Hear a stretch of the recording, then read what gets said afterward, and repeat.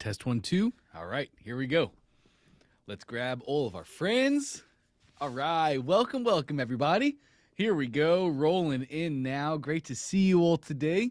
Excited to get into it. Excited for another session. Today's Tuesday. You know what that means. It's Trey Day. So today from 11 to 12, this current hour block that we're in, we're going to have open coaching, gang.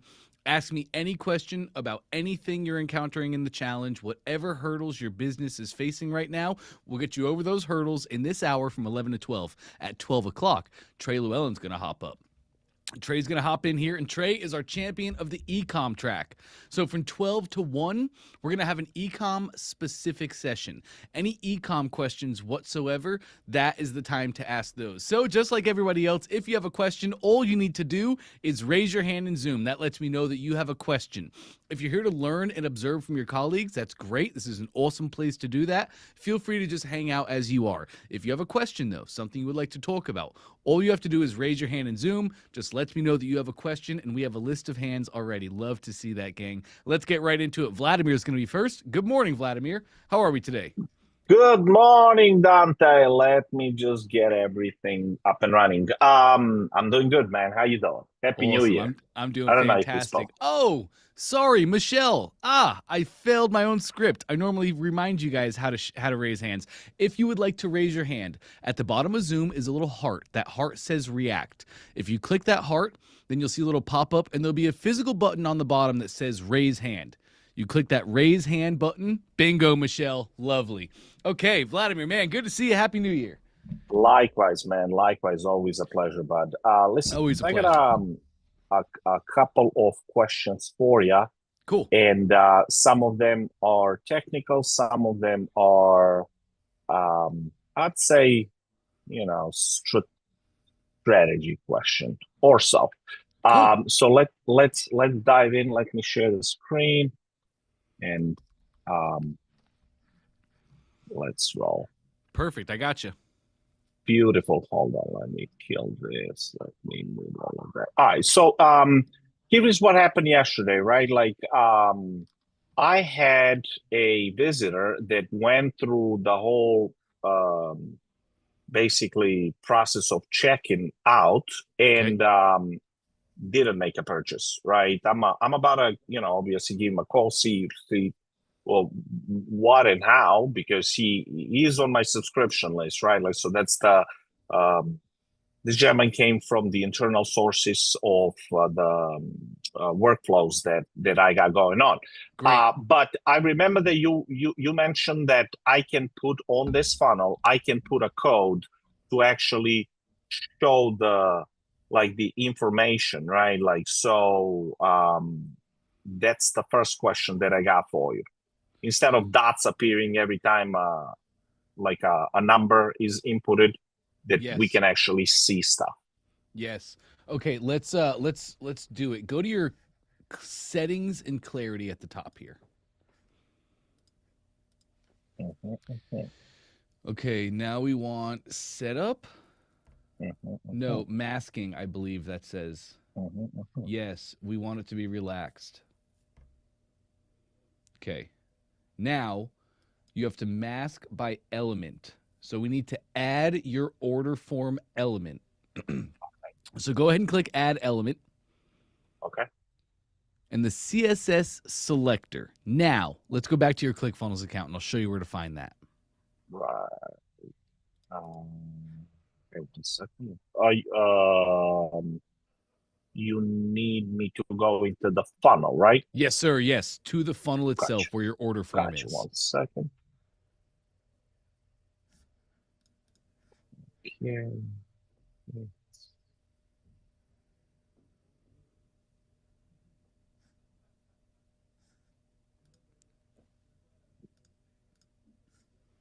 Okay, here is the order form. Bingo. Enter the editor. That's perfect. Okay, and let's go find your order form, your checkout element. There it is. Element settings. Or actually, go to the code. It's just to the right of your settings, the 2 bracket. Yes. Okay. Yes. Okay. Now we have our Clarity asked for the ID selector, and we have our CSS ID selector right there. We're going to go ahead and make the ID selector. So call this order form. Just one word. Put it right there in that box. Yes, sir. Update. Okay. Nice. Close that down, please. Yes. All right, let's just make sure that worked. So there's a save in the top. Go ahead and save. Lovely. And back to your order form code.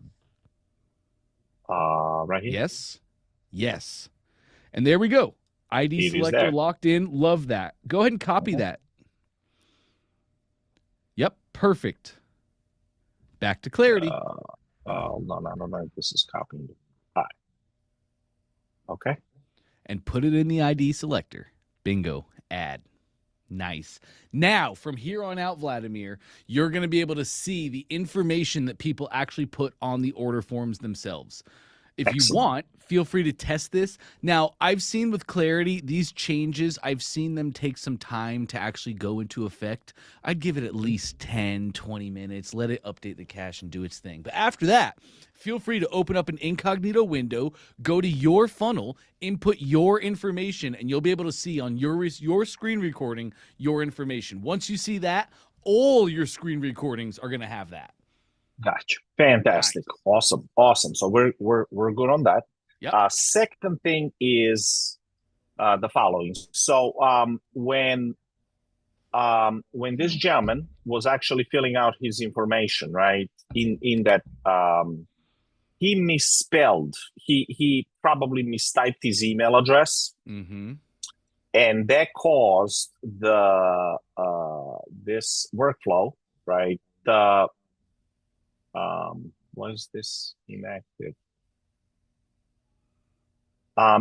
Anyhow, like the system actually tried to send him an email, but it went like there's a one letter. What is this? I noticed you had 3 workflows connected to your funnel.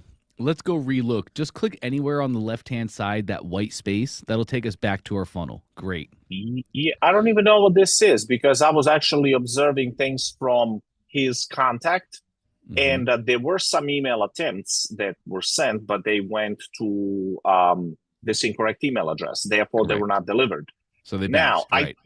Exactly. So I actually tried to correct the email address in that newly, I'd say new contact form, right? But then the system is prohibiting me from saving it, saying, "Oh, this email address already exists." So I'm curious, like when people misspell their name and mistype their not their name, but mistype their email address. However, their name is correct and everything is correct. Like, is there a way to just make sure that if that email is mistyped, that the name matches the person, right? Like, and the correct email, which is already in our system, and therefore that he actually ends up getting an email up an abandoned cart sequence emails, regardless to the email address that we know is good. Yes. Are you saying you weren't able to edit? You should be able to just edit the contact. Were you not able to do that? Exactly. So let me show you. Or maybe I should have just. I'm sorry. Maybe I should have just went here. Let me show you.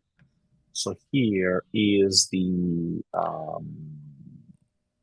So for example, this is the cart abandoned sequence, right? Gotcha. And I'm going to show you. So there's it's an hour delay, sending complete order and all that good stuff.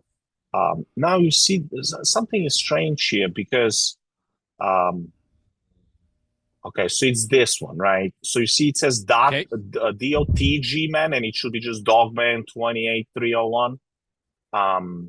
So when right here, so this email is misspelled, right? And when I go to edit, and correct this, now look what happens, right? update contact. You say email address has already been taken. Now, granted, yes, I mean, Dogman is there, but he is not going to be receiving emails because they'll be sent to an incorrect email address.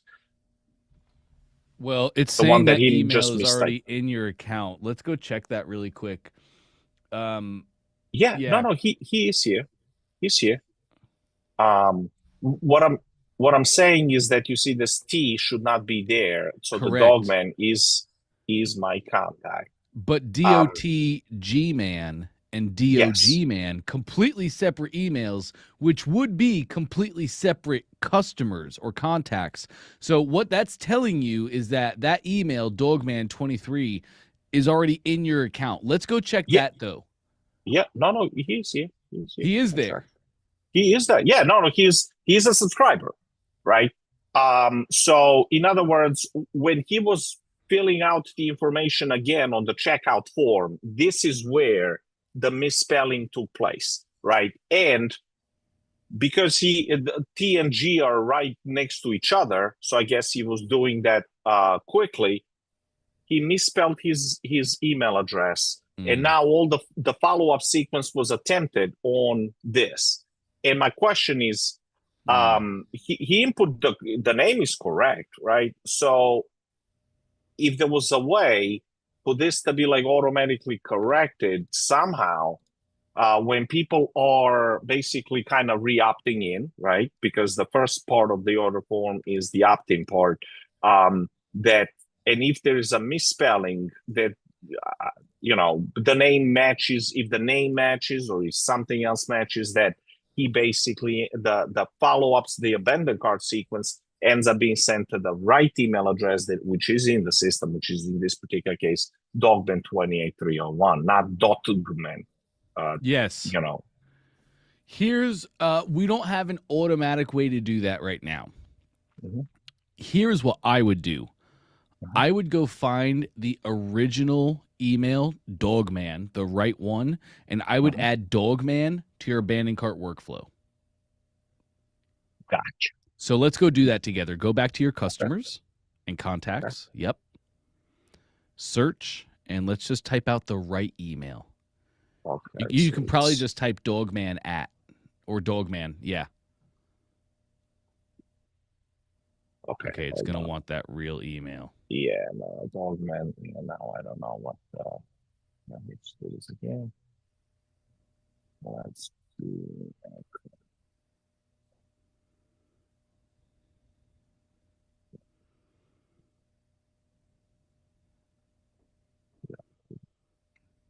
Nice.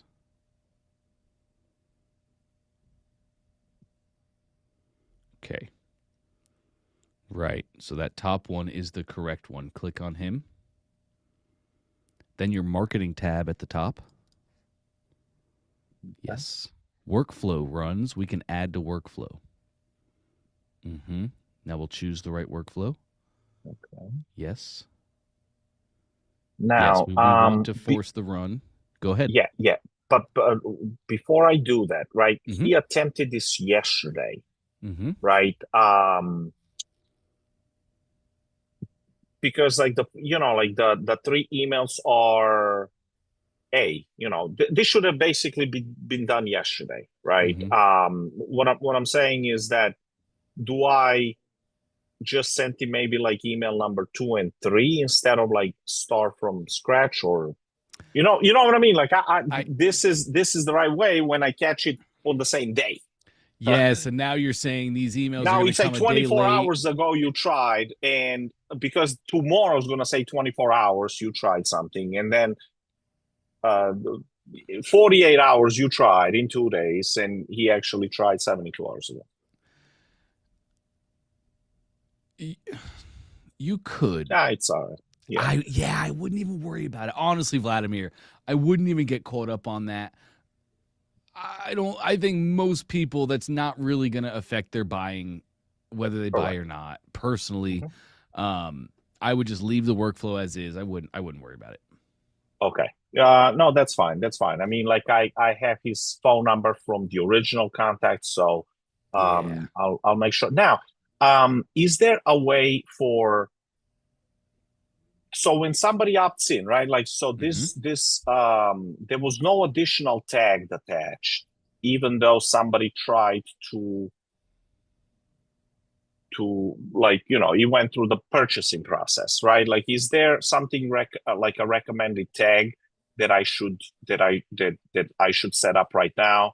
So when somebody tries to buy, he basically, gets tagged, I don't know, buyer, re-opt in, something. You see what I'm saying? Just so I Sure. can now know that he actually attempted a purchase.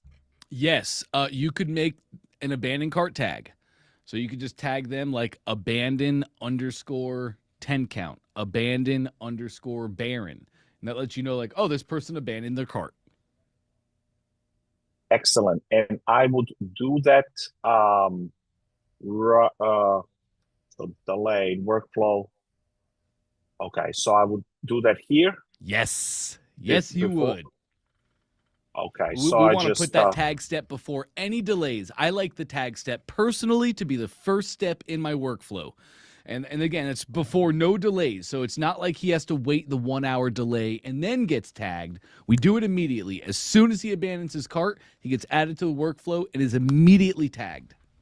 Oh, okay. So look, so right here I do have 10 count buyer, but that's Oh, when they complete the purchase. yes. Now I should probably be abandoned cart 10 count, right? Yeah, you started with 10 count, so personally I would do 10 count abandon.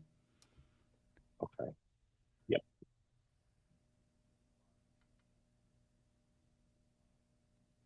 Okay, and then I'll click Nice. on it. Perfect. Create step. Bingo. Perfect. And then you Actually, can also so two things are going to happen. I don't think you didn't add this guy to the workflow yet. Is that correct? no, I think I hit it. I think Oh, I did hit you? run workflow. Yeah. Okay, so technically we should have added the tag. We want the workflow set with the actions before we add people to it, right? So we added him to the workflow and then we added this step. So it's possible he's not tagged. Let's just go check it out really quick. And if he's not, we can add the tag ourselves manually. Yep. And then he would not, if we do that, he's not going to get 2 emails. You see? No, he is not.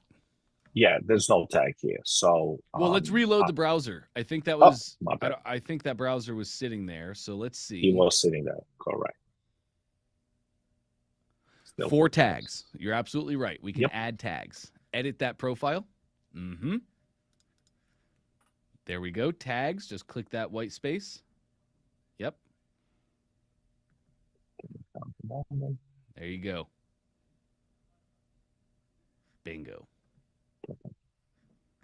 Now you're rocking. He's back in that workflow. He's going to hit your hour delay. He's going to go through the workflow. You tagged him. Perfect. Excellent. The second, so that's good. I mean, it's probably even good that he misspelled his name, as he brought to my awareness that the email number 2 and 3 were not written, but they were generic templates. So it's not, it's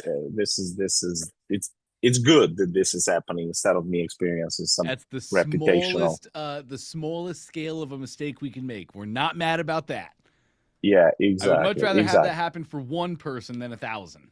Yeah, no, and you know what? Like the previous guy that received this, basically he actually completed the purchase, so that was good. Now, a quick question for you. So this basically card abandoned sequence 10 count, it exists now in a kind of its own separate universe. But what I noticed here just now when I clicked on this was that there was something else attached there, and I just want to make sure that this is the only workflow that is being run.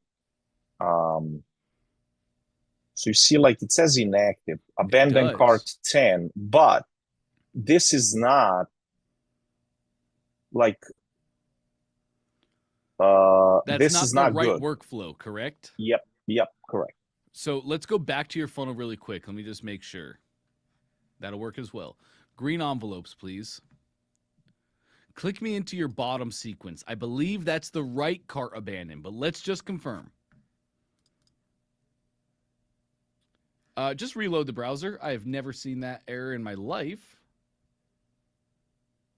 Well, good thing is that I'm on the call with support. I'm on a call with expert already. So yeah. That's right. Okay, and this is the correct workflow, right? Let me do a quick preview. Yes. Great. Okay, great. Yep, you can close that tab. Okay, let's go. And this is cart abandoned sequence 10 count. Let's go back to Yep. your funnel. Green envelope. The top workflow is not being used. You can disconnect.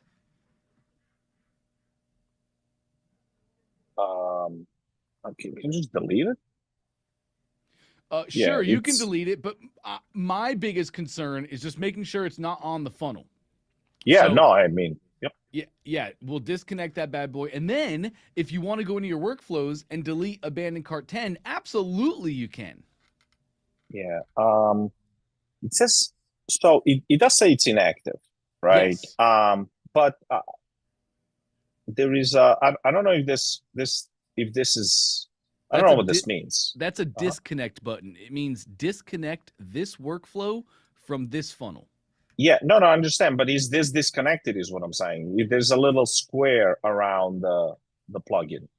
Oh, yes. I think so. Because when I hover over it, it says disconnect the workflow, and you see, Yeah, it click doesn't it. say connect the work. Yeah, I'm trying, and it does nothing.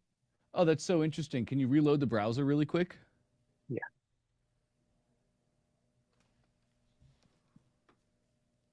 And then back to the envelope. Okay, So now it interesting. looks like Click that one time. Reload the browser.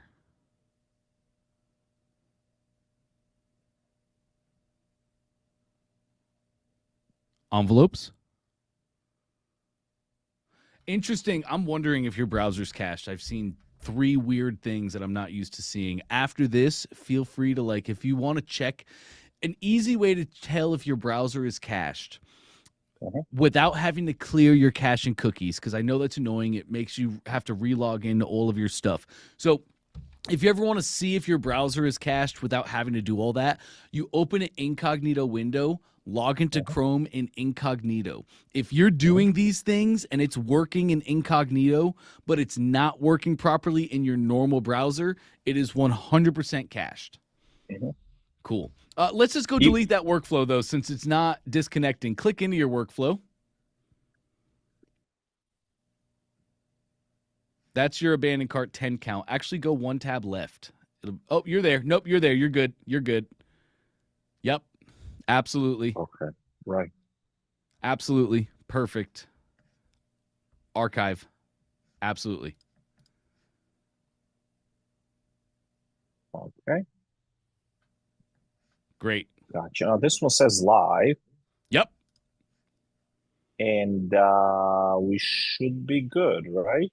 Yes, you now will only have 2 workflows connected to the funnel.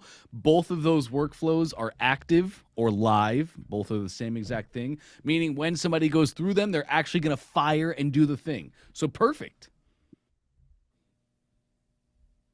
Excellent. Excellent. Bingo. And then this is how it should end, right? Go step, just go. That is exactly right. Perfect. All right, we are in good spirits there. And another question. So this is more. It could be also a question for Trey. So I did like constantly we put some social media content and so on and so forth, and there's stuff that is happening very significant, not only for the cigar industry. It is wrapped around the cigar industry, but it's happening basically. It has a broader meaning, right? So long story short is that with all the stuff happening in Venezuela, and they're saying maybe Nicaragua's next, and there's all kinds of geopolitical stories out there now. Nicaragua imports 60% of the U.S. cigars in the U.S., and this can be like a tectonic shift in the industry in general. I post some, obviously, I wrote some research paper to just me get better idea and share that with the public and got audited, right?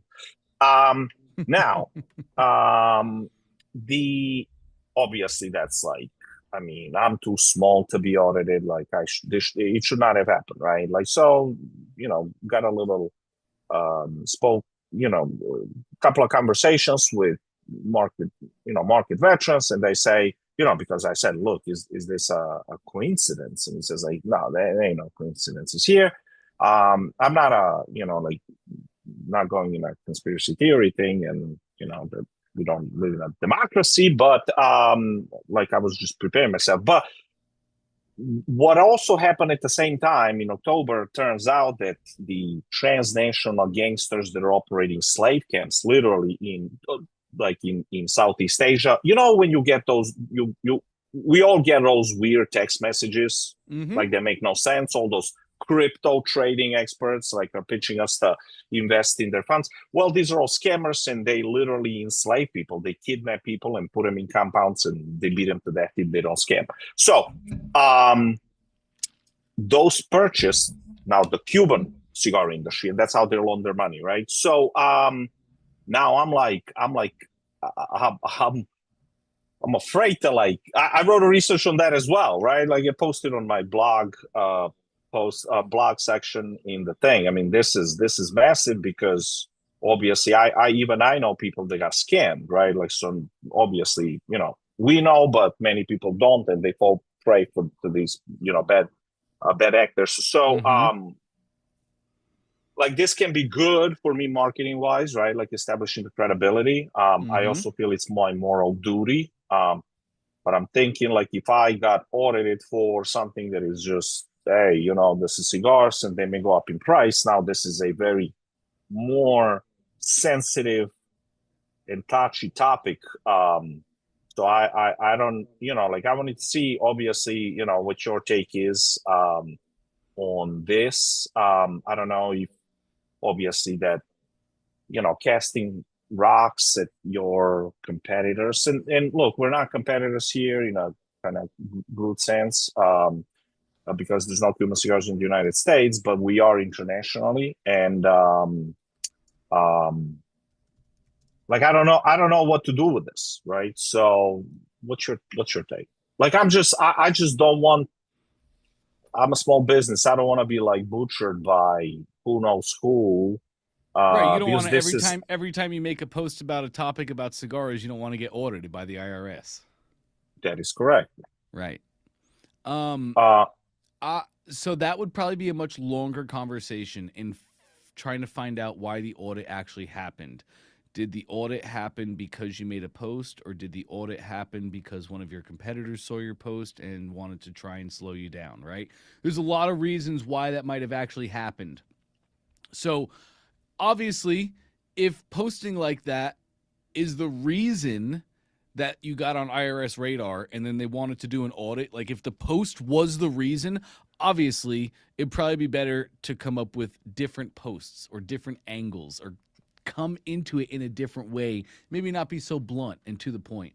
However, I have not found that many times, like when a small business like that makes a post, the IRS has way bigger fish to fry. Typically, somebody making a conflicting post or a contrarian post is not going to prompt that. However, I'm not a lawyer, and it is possible. Having said all that, we have two choices as marketers. One, we can create our own noise around our product or service. Two, we can align with noise in our marketplace, align our product and service with the noise that is currently going on in the market. So this is noise for you. A cigar smoker is thinking these things. This is noise. This is chatter in their head. They're wondering and asking questions right now. Should I buy 100 cigars before it's too late? Should I try and get a 10-year supply? What's it like? So there's noise. And I would tell you, make posts around that noise. Align with the noise. It is unbelievably difficult to create your own noise around your product or service. It is so much easier to align my product or service with noise currently in the marketplace. No, fair enough. And look, at the end of the day, when it comes to this Cuba thing is, people are dreaming and, there's like this, ooh, they're this and they're that. Meanwhile, I mean, granted that these people obviously didn't know at the time they were acquired, who's acquiring them, because this is a sophisticated transnational operation. That is just, they acquired this under the veil of secrecy. So there's a lot of things that even like, Cubans didn't know probably at the time. And I'm giving you a benefit of the doubt, but the fact that they haven't now, since it's public. And by the way, I mean, the head of this gang this is public information, right? Like, so there's the lower court in Manhattan basically just, this is the large, first of all, they conveyed the largest asset seizure in the history of the United States, right? Some $15 billion worth of Bitcoin. The guy is now on the run and so on and so forth, right? So this is all public. The fact that the industry is not talking about it is a bit surprising, maybe because, like all these big cigar magazines, they kind of don't want to look silly themselves because they've been glorifying Cuban cigars as well, right? Like, so now it's like, oh boy, how. So, but yes, it's a topic that catches attention. Now the question just for me is, okay, what's, kind of like I'm trying to do the cost benefit analysis, and the last thing I want to do is obviously sit on this research, which I shared it with my subscribers and stuff like that. We're all like, oh my god, we're like blown out of water. Not just for cigar smoking purposes, but like people often wondered, hey, who is sending me these text messages that make no sense? So the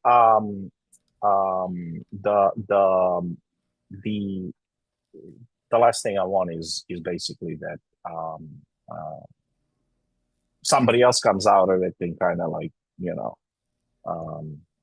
gets the benefits, and meanwhile, like I kind of discovered it properly. So, and I also don't want to, I don't think that when we're right that we should be silent, right? So for sure, that's but I'll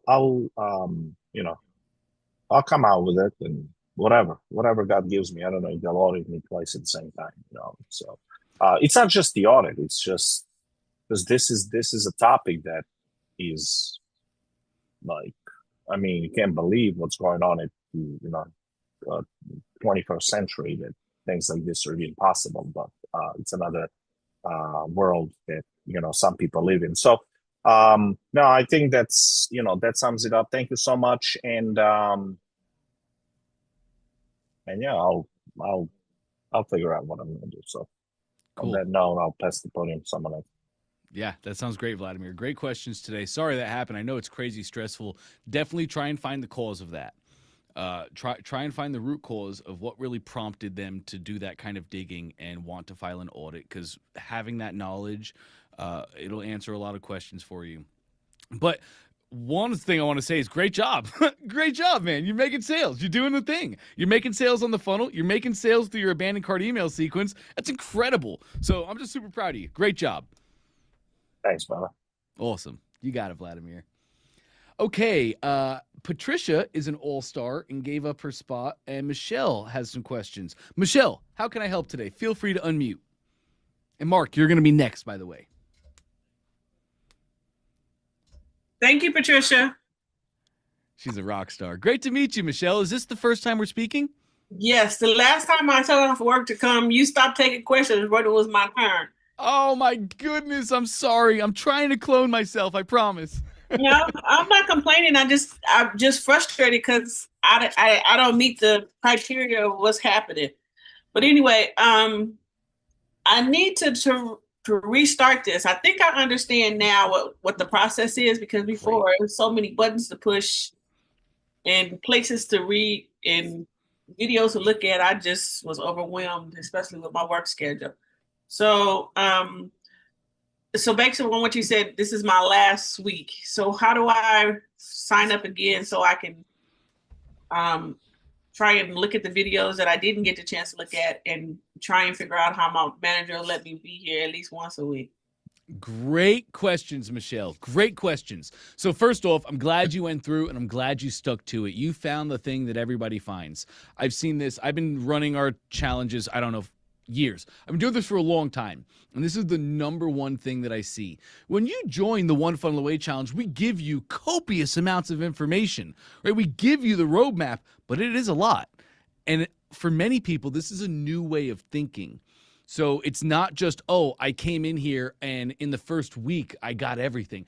Many, many people experience exactly what you experienced. We come in and the first time they do OFA, it's really just a lot of learning. It's a lot of understanding. It's a lot of challenging their new mindsets. And in the first 30 days, typically, and especially for a newer business owner, is this a new business that you want to make, Michelle? Yeah, I was still trying to figure out, I was trying to put everything together and trying to figure out all of this extra stuff that's going on ClickFunnels. It was a lot. Yes. Have you owned a business before or have you ever launched anything online? Never. So you probably experienced that same thing then, right? Just so many new ideas and concepts and it was trying to drink out of a fire hose. Exactly. Exactly. Just like everybody else in the world. So Right. Most people, Michelle, they come in, the first 30 days changes their way of thinking, but they don't get too much of the actual work done. Right. A little bit of the funnel, a little bit of the webinar, a little bit of the offer, but after those 30 days, they still have a lot of questions. Now after those 30 days though, they're like, okay, I get it. Just like you said, I understand how this works now. I see everything. Now I need to work. So it is very common for people to go through the challenge multiple times. The record is 28. There was a guy years ago that went through 28 times, and he would just pay $100 a month. He had the revelation of like, oh, so I can go get a coach for $5,000 a year, or I can just join the One Funnel Away Challenge every single month, and when I have questions, come in and get them answered. And I said yes, and so he never stopped doing that. Most people go through the challenge 2, 3, up to even 5 times. You are more than welcome to do the same. So your content, the actual training in the challenge, the day 1 through 30, weeks 1 through 4, you're never going to lose that. You have Right. that. That's yours. Yes, the training that you're watching, the One Funnel Away Challenge training, you own that. It is yours. What you're losing access to is the VIP. And the VIP is this. The VIP is getting that special VIP community and also getting access to these live calls. You are Right. welcome to sign up for VIP again, and you're welcome to get hand-holding as we go through these 30 days of actual implementation. To do that, all you have to do is go to onefunnelaway.com. Just get the VIP buy VIP just like you did before. You can choose the dates that you want to start when you do that. So you might want to start next week, but you might also say, well, hold on now. If I have all of the training, if I still retain that, let me take next week and keep going through the training, and let me start my VIP next week or 3 weeks down the line. How I have told people to do this forever is go through the challenge first. Go through the challenge, take VIP, do the 30 days, do as much as you can, and please, in the first 30 days, just allow your mind to be open. Allow yourself to understand these new ideas that are being shared with you. Then, after that first 30 days, I love for people to take 1, 2, or 3 weeks by themselves. Let's go take some time by ourselves. Go do the thing. You're going to be able to do things that you didn't think you were able to do. And you might hit some hurdles that you weren't able to hit before. So go do the thing for a couple weeks, get some big wins, and also get some hurdles. Then come back into VIP. And that second time, after people have done the thing alone a little bit, after they've gone through the first, when they hit that second time, that's usually where the rocket happens. Does all that make sense? And what do you feel from here? Sad and disappointed. Oh, no, Okay. Why so? Because let me just make sure I understood what you just told me. Sure. So all of the sessions that I missed, I can't go back and rewatch those videos after this week. Oh, you absolutely can. Do you mean like these live sessions? Yeah, the VIP sessions that I didn't get a chance to take a look at. You absolutely have those. I stream these very quietly into a YouTube channel. I'm going Okay. to share that channel with you right now. I just put that link in the chat. All of these videos, all of these trainings for this month and for past months. I think for the past like 7 months, they're all on that YouTube channel. So you are more than welcome to go through and watch any of those recordings at any time, this week, next week, a month down the line. Okay. Now you said, I done been through the screen like 700 times, it seems like, but anyway. So I can go back and there's a button that says buy VIP, because I never saw it. I looked through it this morning before I started, but I couldn't find it. But I finally found the December 1st cohort. So I remember you told me I had to scroll down, because my first challenge is that I didn't scroll down to see the rest of the information that you provided. So I guess I could do that through what's the name of those people? The chat. You could, if you wanted to, you could get with our support team and they could just get you enrolled and they could help you do the thing. Or Okay. I'm going to give you this link in the chat in just a moment. It's just onefunnelaway.com. That'll take you to this page. Click the button. Here's the order form. You just fill this out, and all you need is this: upgrade to VIP. So when you do this, you get to choose your cohort date after. That's literally all you need. This is not going to charge you. You already have a ClickFunnels account. You don't even have to worry about this. You just leave this as is. It's totally fine. You just fill out the form, check this one, and this gives you another VIP, another 30 days, and access to these calls. Okay, I misunderstood. I thought there was a button that I was pushing. I wasn't looking for an order form. Nice. Yes, it's just simply this order form right on the page. Make sure to click that when you're all done. Okay. And you said you're gonna put that in the challenge for me? Yes. So you're recommending that I go somewhere and sit down and start on my own, and then a week or so come back and sign up for another cohort. Michelle, I love that strategy. I love being here and I love helping, right? This world, when I found this world, my life changed for the better. I was technologically incompetent. I was also business and marketing incompetent. I know I say it, it's like, haha, Dante, you're funny. No, really, I couldn't save browser bookmarks a few short years ago. So this has changed my life and I love helping people do it. So as much as I love helping and want to help you, I also want your success. Yes, this is my favorite way to do it. Take a little time on your own. Go through the trainings, do the implementation, mess around in your ClickFunnels account, build your funnels, write your copy, put in your images. That is my favorite. Because when you come in that second time, you have so much more belief. You understand what you're doing a lot better, and you have some roadblocks. So from day one, we hit the ground running, smashing roadblocks. At that second time, again, that's really where I see the rocket take off for people. Okay. My phone just distracted me. I had another question I should have wrote it down.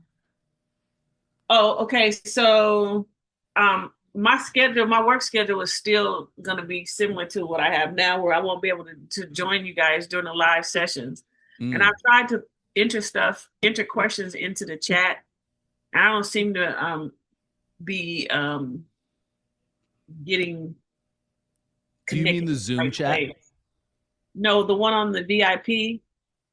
So when I come back to start out, rejoin the new cohort, is there another place that I should put information if I have questions? Because I can't be on the calls every day. Yes, it's that VIP community. Okay, but the response time on that, I'm still waiting for questions to be responded to. So I'm actually looking right now to see if I was missing stuff.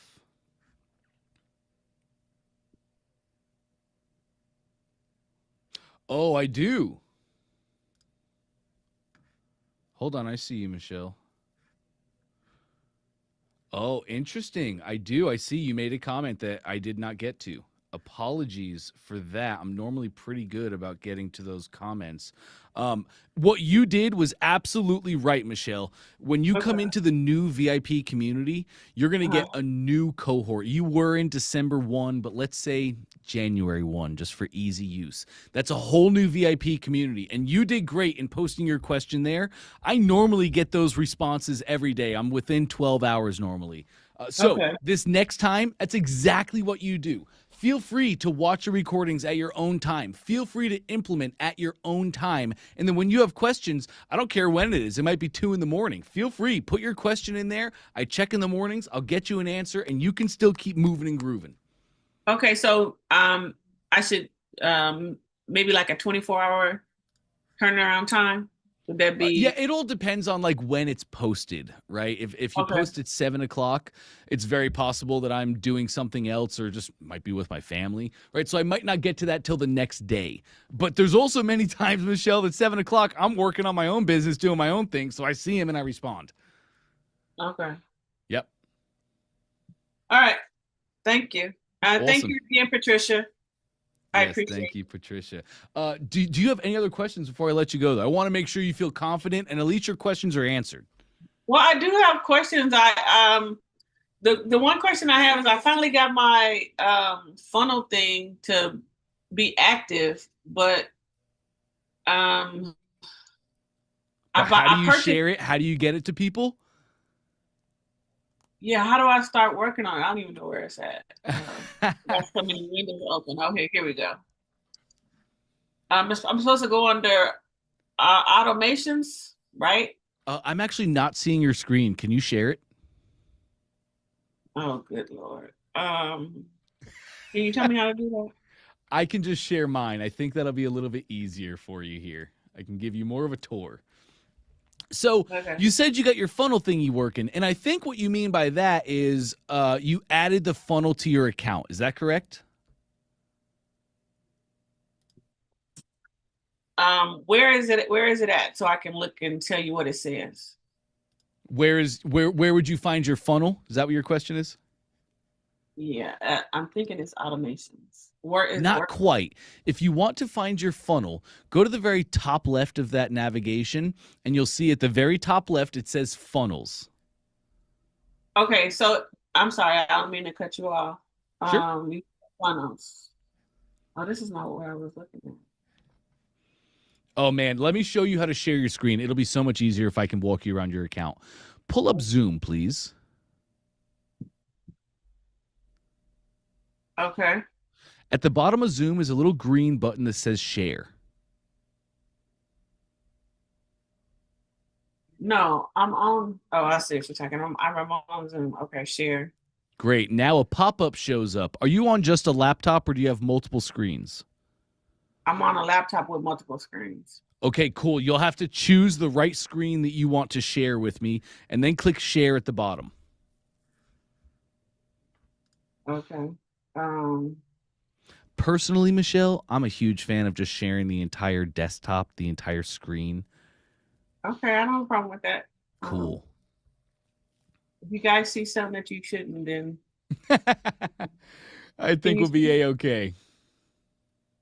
And if we do, I'll definitely let you know and I'll stop your share. Don't worry about that. Okay. I press share and I press the button to share. And you chose your screen. Did you click the little blue button at the bottom that says share? Yeah, and it says open system settings. Oh, okay. We don't have share permissions set up, which is no problem. We can set that up. Click open system settings. Okay. Sorry, guys. And say, okay, this happens to everybody. Now you're looking at system settings, and you're just going to have to click Zoom and say, yes, Zoom can do the thing. Are you on a Mac? Yeah, MacBook. Cool. So when you click Zoom, at the very bottom, there's probably going to be a gold lock. You have to put in your password to give Zoom access. See, this is crazy. Okay. Is grayed out. What is Zoom? Uh-huh. Oh, interesting.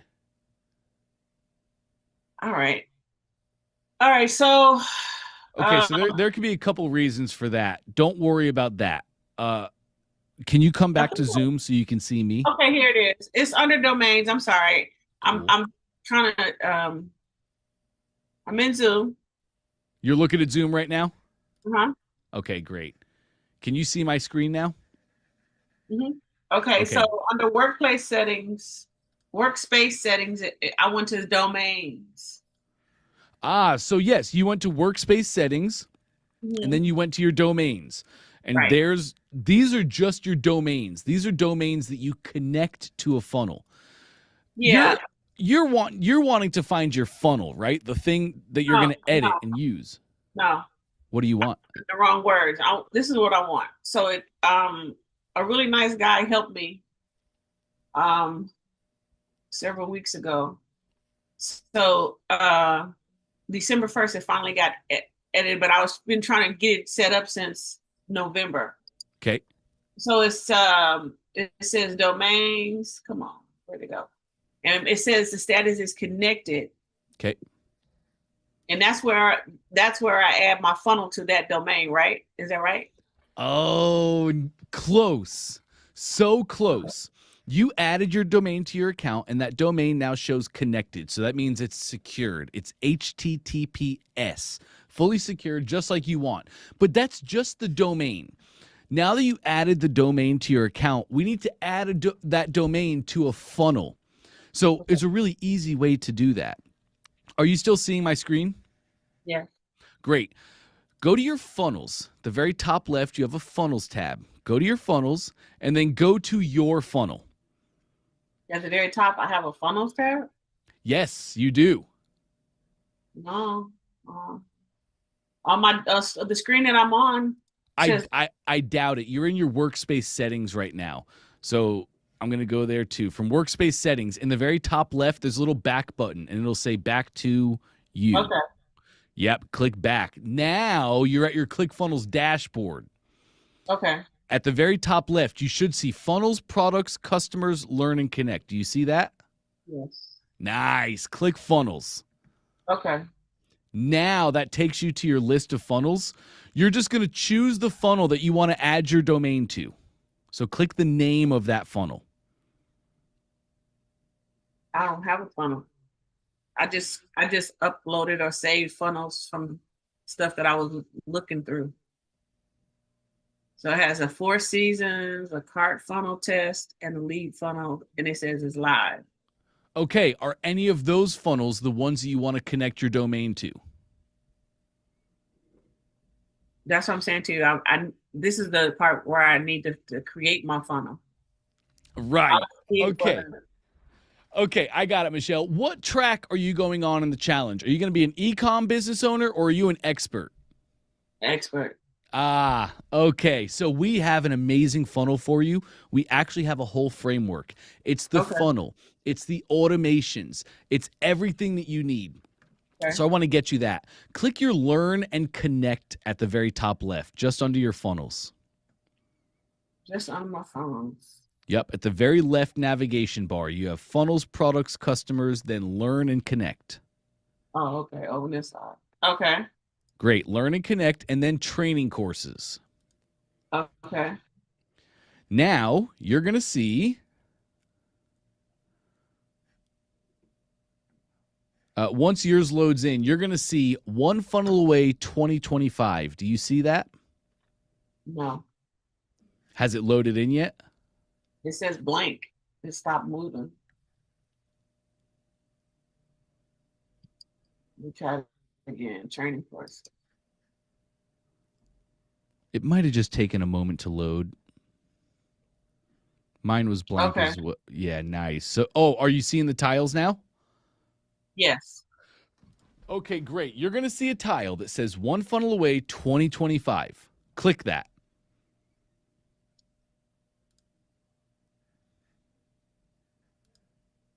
Okay. Great.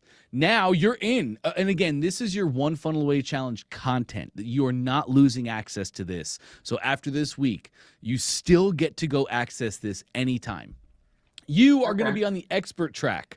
So in weeks 2 and 3, scroll just down past week 1, and you'll see weeks 2 and 3, choose your path. Do you see that? Yes. Choose expert. Now you're going to see a bunch of Russell tiles down below. Okay. I think.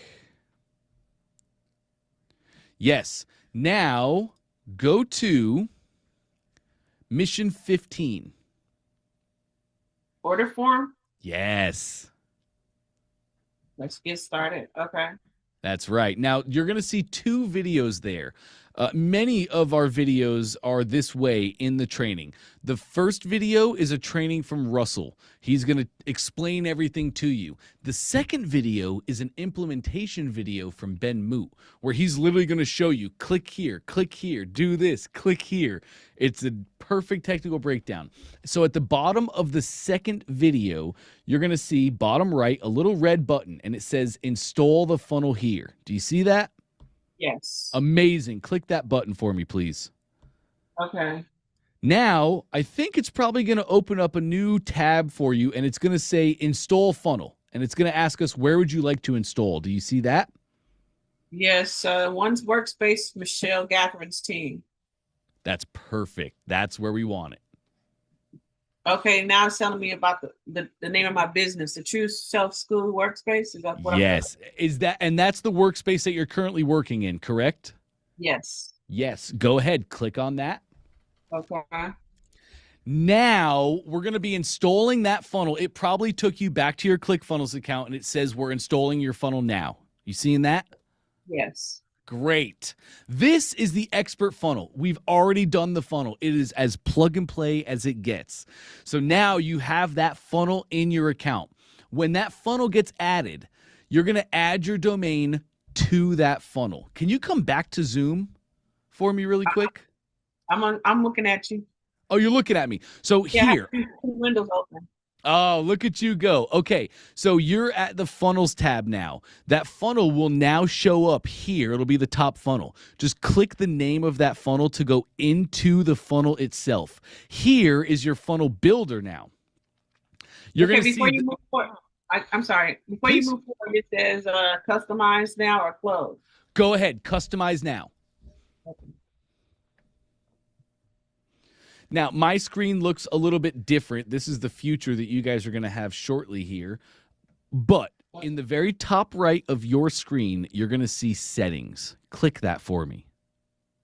Okay, still going back to the screen. This is loading. Okay, cool. It's just adding to your account and loading everything in. No worries. Okay, so came in test mode.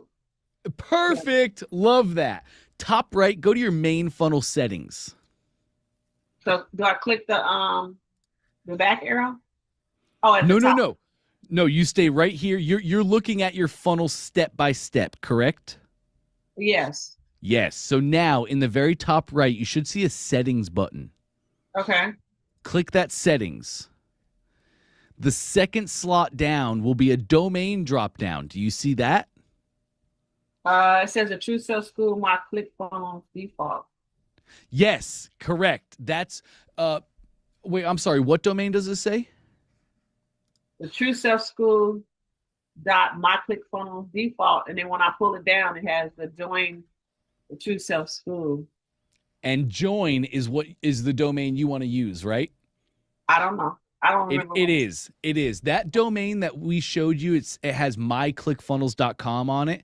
That's a subdomain of ours that we give you. To make it really simple, we don't want you to launch on that domain. We want you to launch on your own domain with your own branding. We give you that subdomain so that you have something you can build your funnels on right away. Like if you came to ClickFunnels and you didn't have a domain yet, but you wanted to start doing the work, that's the domain that you would use. But when you're ready, you want to click that drop down and you want to choose the domain that you want added to this funnel. I think for you, that's probably the domain that you added, which is join. Okay, so then the only ones that come up are the ones that are live. Yes, the only domains that show up are the ones that are active in your account. That's correct. Okay, so I chose that option to join the True Self School. Great. Now just scroll down to the very bottom and click Update Funnel. Okay. Now, check this out. At the very top middle of your screen, right about here, you're going to see a URL. Do you see that? Yes. And that URL now has your domain on it, doesn't it? Yeah. Lovely. This funnel now has your domain. When you're ready to share this funnel, that top URL, that's the URL you're going to share.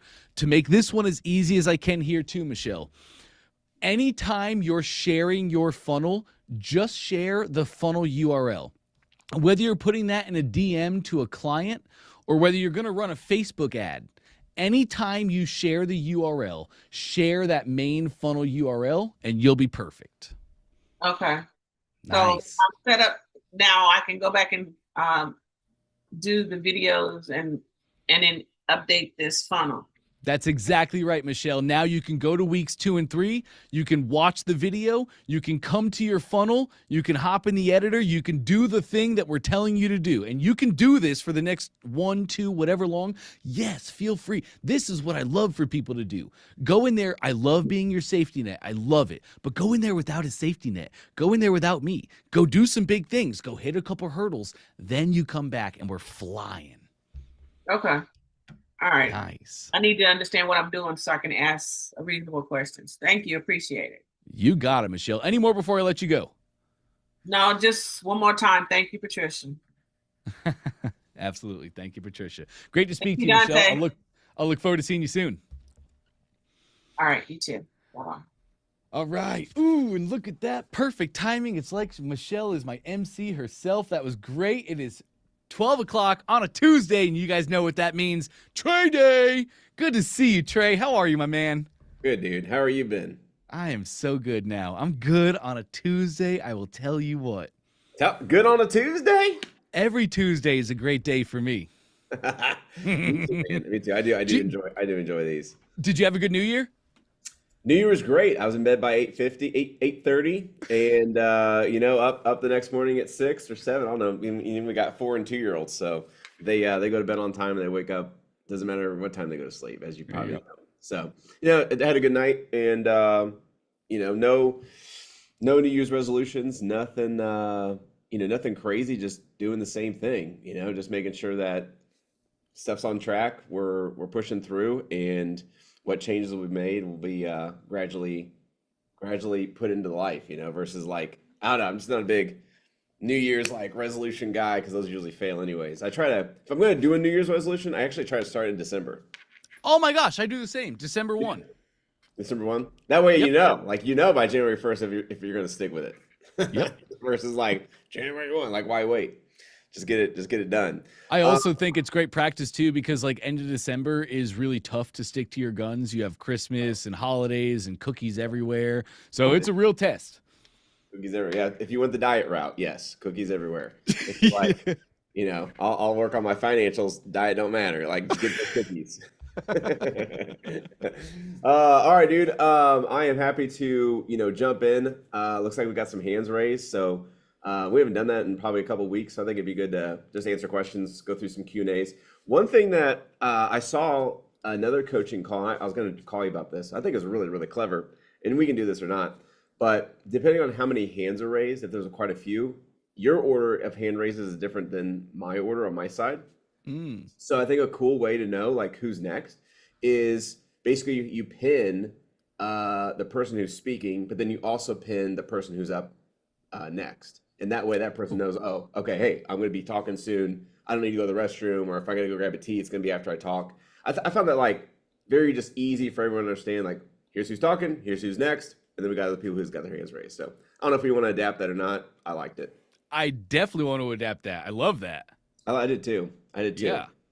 So, and then by the way, how you guys, I didn't even know this because I've never been on that side of the call. One is how you raise your hand is you go to the react button at the bottom, and then there's the raised hand. That's where you go. Never knew that until I had to be the one on the opposite opposing team of having to raise their hand. Everybody's got their hand raised. I was like, how do you know how to raise my hand? I'm an idiot. So that was pretty funny.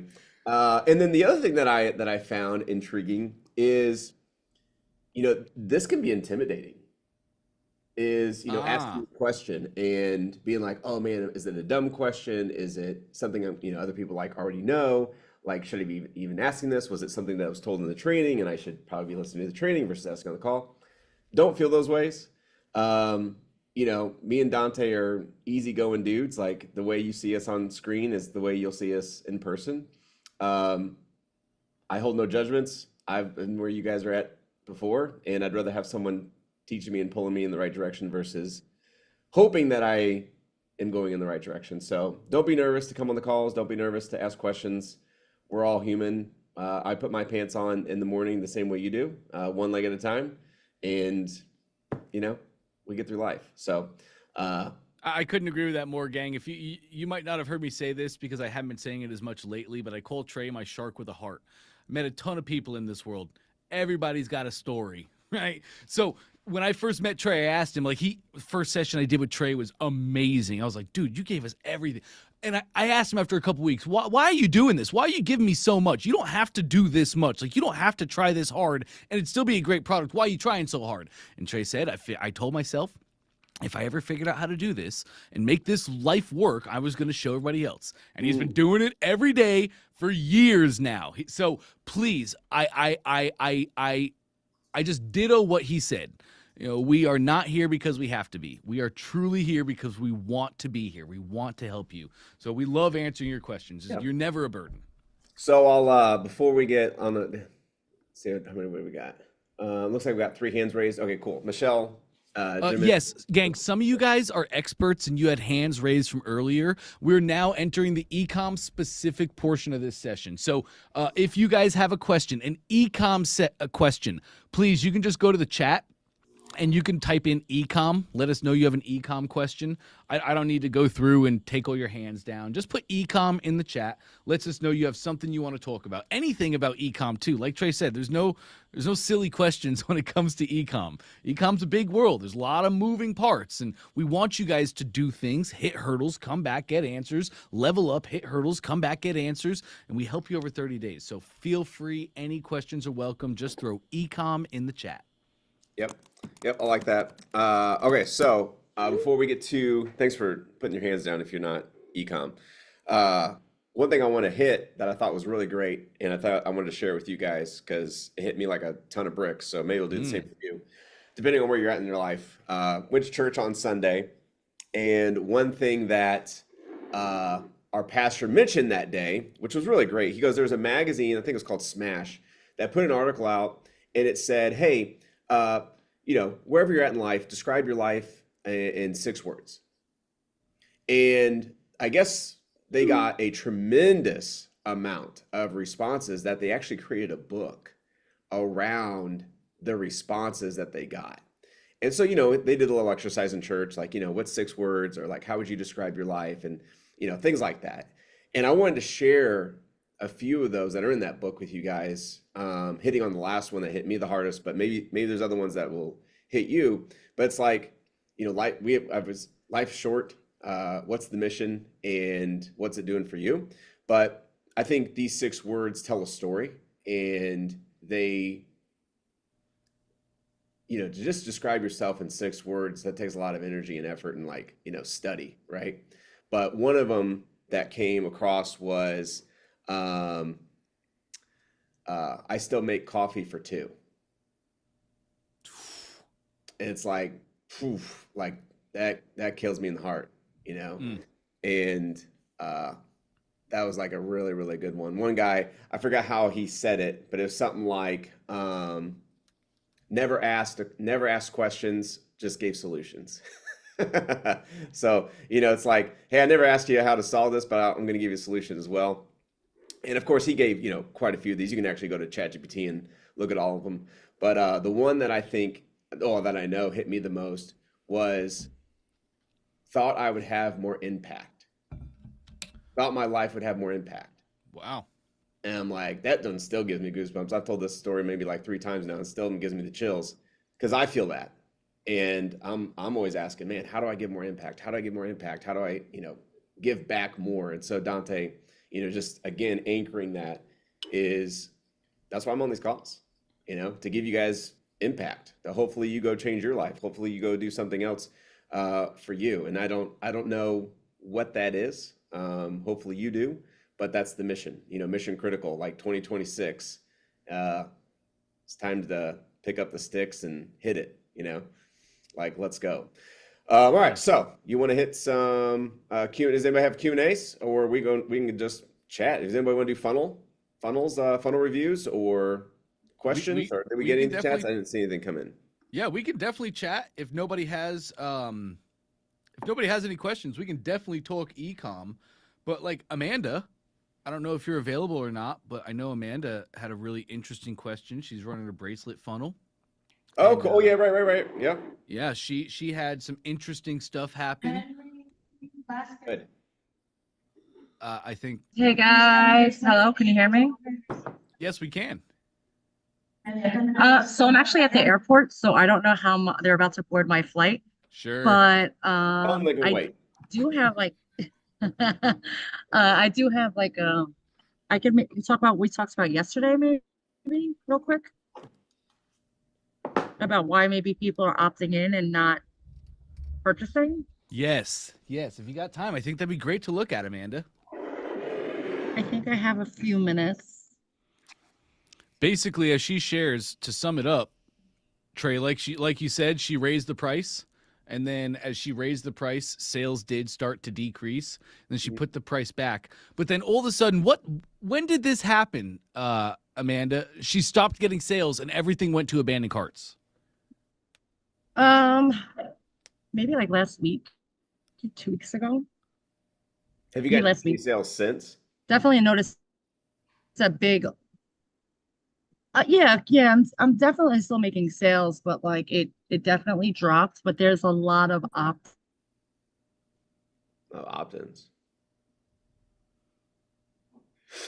I think we lost her. We might have.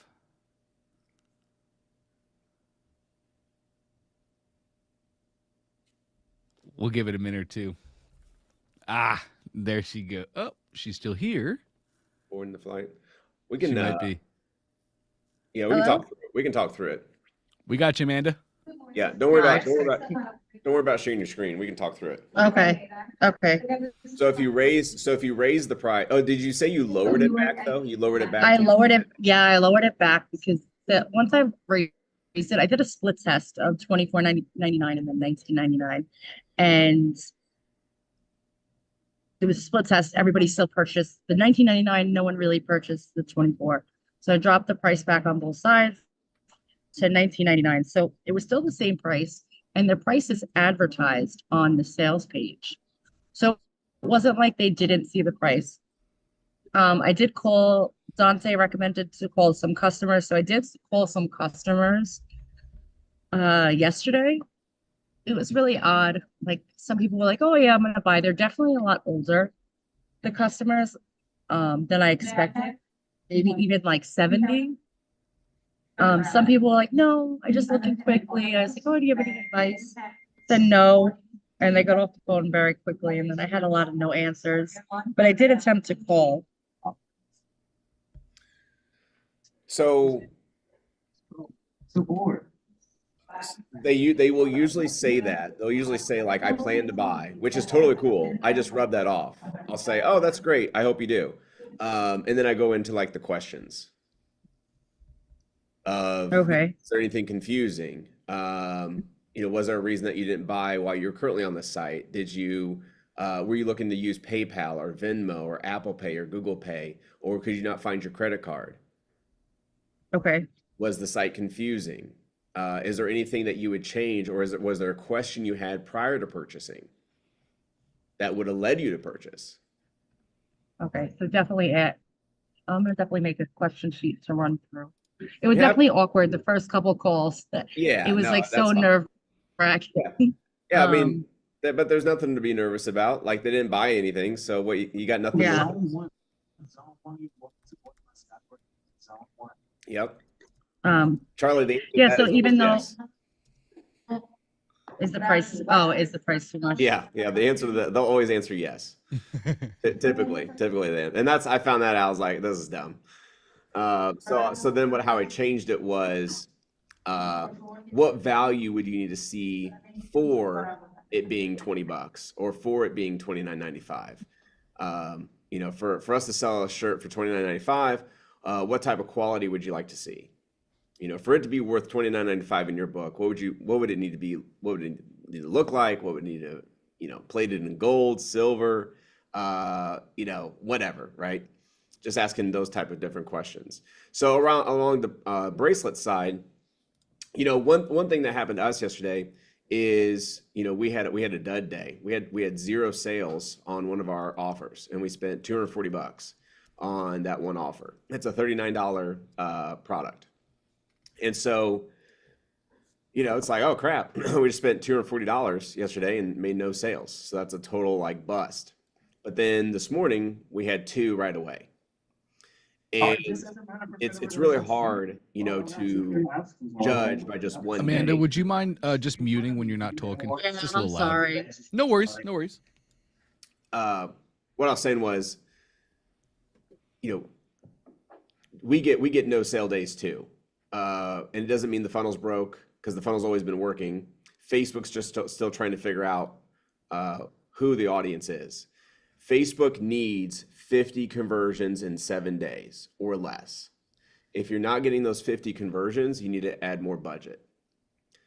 And to get that 50, so if you're getting conversion at $20, let's just call it.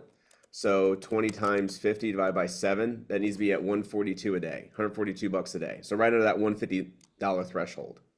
If you're seeing conversions like us, like we're at $40 a conversion, we need to be at $285 a day. And that's kind of where you heard me say I'm at, $240, $260. So depending on what you're getting a conversion for, to get that 50 mark, you got to be at that threshold. Spending $5 a day. We're at $14. You're at $14? I think it was, yeah, $14 on my one ad, and then $15 at another ad, and I think it's at $60 a day. Do you think I should raise that? And my other one's at $40 a day. When you say ad, are you saying there's 2 different ad sets? Because you can't put a budget on an ad. Maybe it's 2 different. I'm looking at it now. Maybe it's 2 different ad sets. One's at $15 a purchase, and another one's $15.08 a purchase. One's using an ad set, and one's at a daily average. Well, so are you doing ad set budget? Or are you doing campaign budget? Somebody set it up for me, so I'm not really completely sure. All right. So how you can look, if you share your screen, I can look at it. Yeah, I'll share it real quick. I'm gonna mute me because I don't know when the next time they're gonna go on the speaker.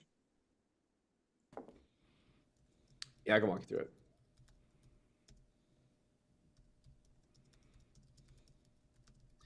And all I'm doing, guys, my calculation for that was, what she's getting conversion at. I multiply that by 50, and then I divide it by 7 days. So if she's getting conversion at $15, I did 15 times 50 divided by 7, which is 107. So she'd have to be at 107. So your campaigns right now, and okay, so you have one. All right, so 2 things that we've learned is, since you have a new sales campaign and new sales campaign, and both of those campaigns are competing against each other because they're selling the same thing, we want to turn one of those off, and we want to allocate the budget into the other one. So in the first campaign, you have an ad set budget. In the second campaign, you have a campaign budget.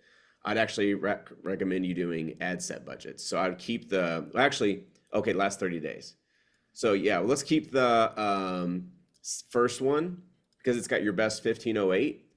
And then on the second one, is it using the same creative, same copy, same headlines?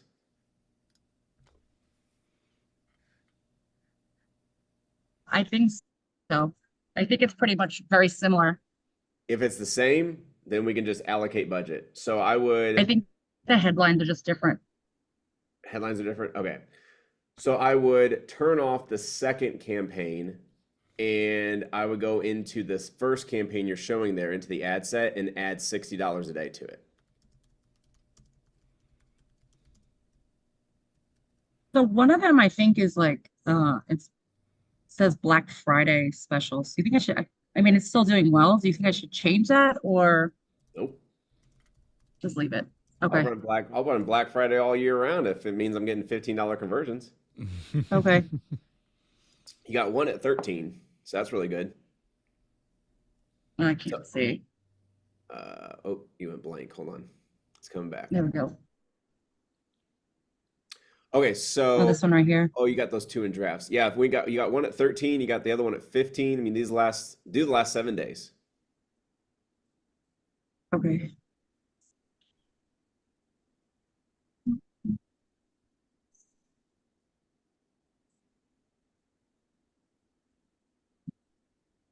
Yeah. When they say the two recommendations, do you use this? Higher click-through rate, depending on what it's saying. But let's do the first task here first. Okay. So what we want to do is go to your ad sets.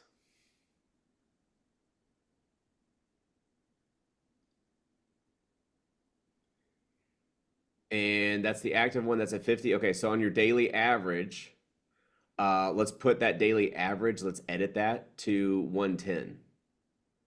Okay. Because that's going to get you to add your 60. So make that 110 and do a publish.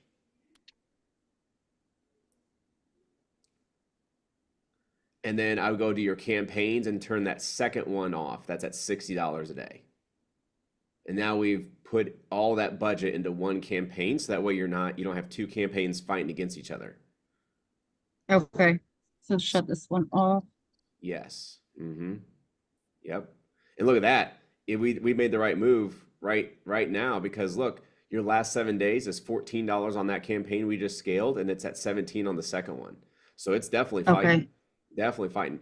So, and the other thing I would do is edit that campaign name from new sales campaign to, bracelet, because you're going to have, 10 different products in here. Yeah. And you gotta know which one's which. So just Okay. call it like your bracelet or whatever, military bracelet or whatever that was. Okay. Oh, I think I gotta go board my flight. Thanks, guys. But notice how you're only at 19 conversions over the last 7 days. Yeah. Got to be at 50. Okay. So you should start hitting that within one campaign, because we're now at 110, and at 110, yeah, you're right at it. I would even let that budget, like it's 11 o'clock this morning, but let that budget run for 48 hours. And just to make sure that we're within KPI. You might see it spike tomorrow. You might see it be like 16, 18, 19 bucks per conversion, or it might be like $50 per conversion. Don't freak out. That's just because we just put so much budget to it. But let it kind of like simmer out for the next 48 hours. If you're still within KPI, then I would use, I like using the app, and I would increase that to over, probably 120 to 140 a day. That way you're going to hit those 50 conversions. Okay. Yeah, we got to get All you. right. Awesome. And then you'll start winning auctions. And then, your CPA, your cost per acquisition should drop a little bit, maybe 13 bucks, maybe 12 bucks. And that's just going to allow you to, spend more money, because you're getting more. The more money you spend, the more reach you acquire, which creates more conversions. Okay. Awesome. Yep. If So that's good. We can get this. We can get this to 500 to 1,000 bucks a day. Oh, well, I hope so, because I just ordered a whole bunch from Alibaba. So. Okay, great.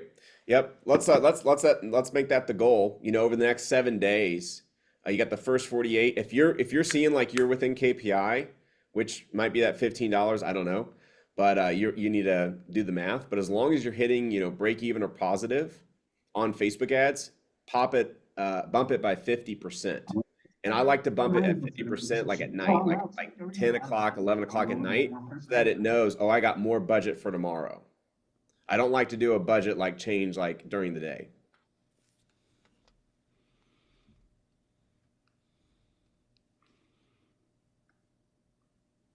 All right. Awesome. Yeah. Sorry, I was muted. Thanks, guys, so much. I do have to run because I don't want to miss this flight. But All good. Later.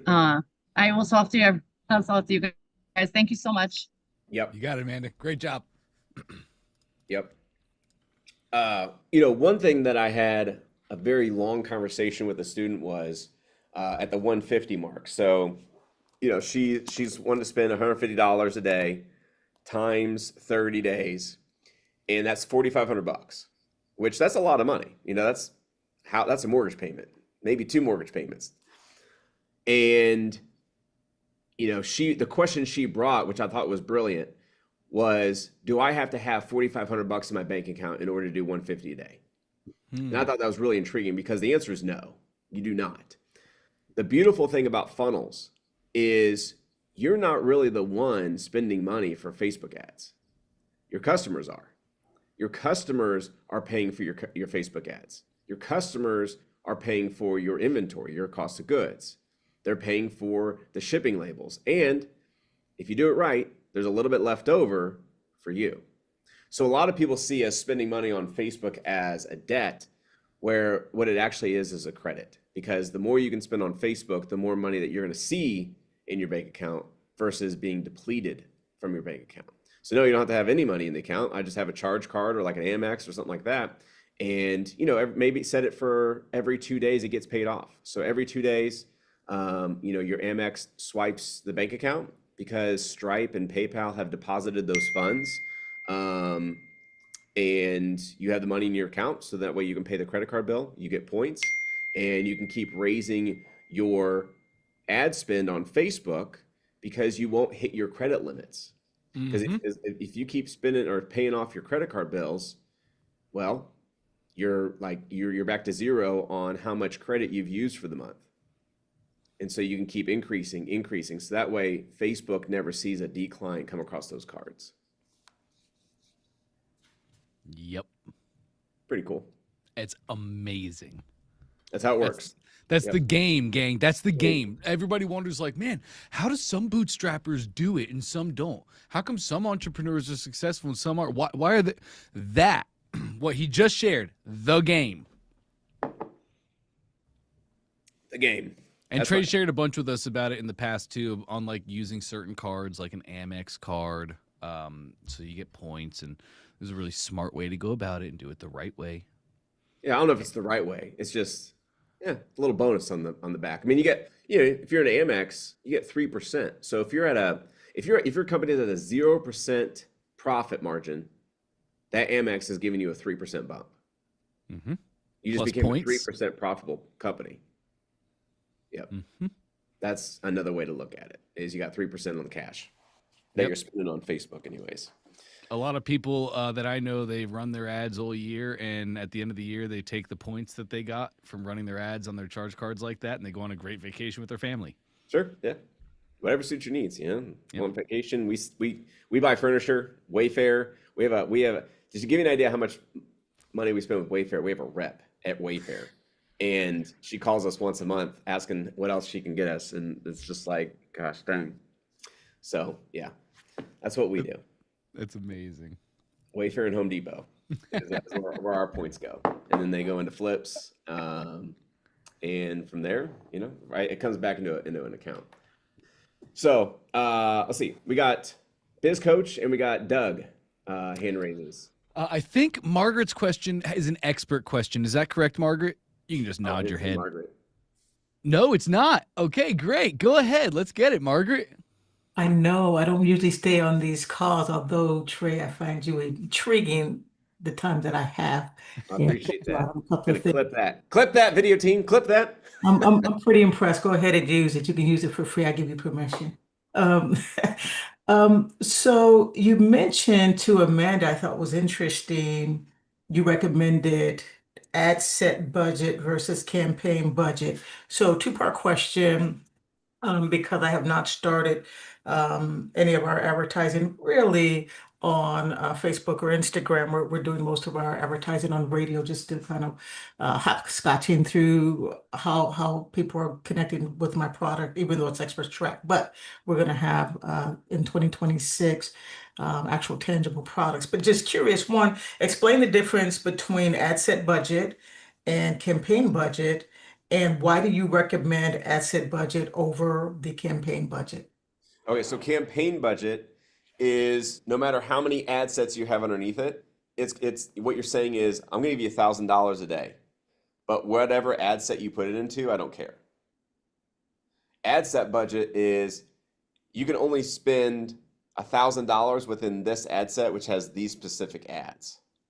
So it's more of a control issue than it is, I guess, just kind of let it free flow. Like I don't like Facebook's good, but inside one campaign, I want to make sure like this ad set is taking all the budget because it might be new creative or it might be different. So an ad set is where you get to choose your demographic. So you might say, I want to run ads in Canada. And so, but I only want to spend $100 a day in Canada. And because we only got so much product in Canada, or maybe New Mexico, or maybe, you get the idea.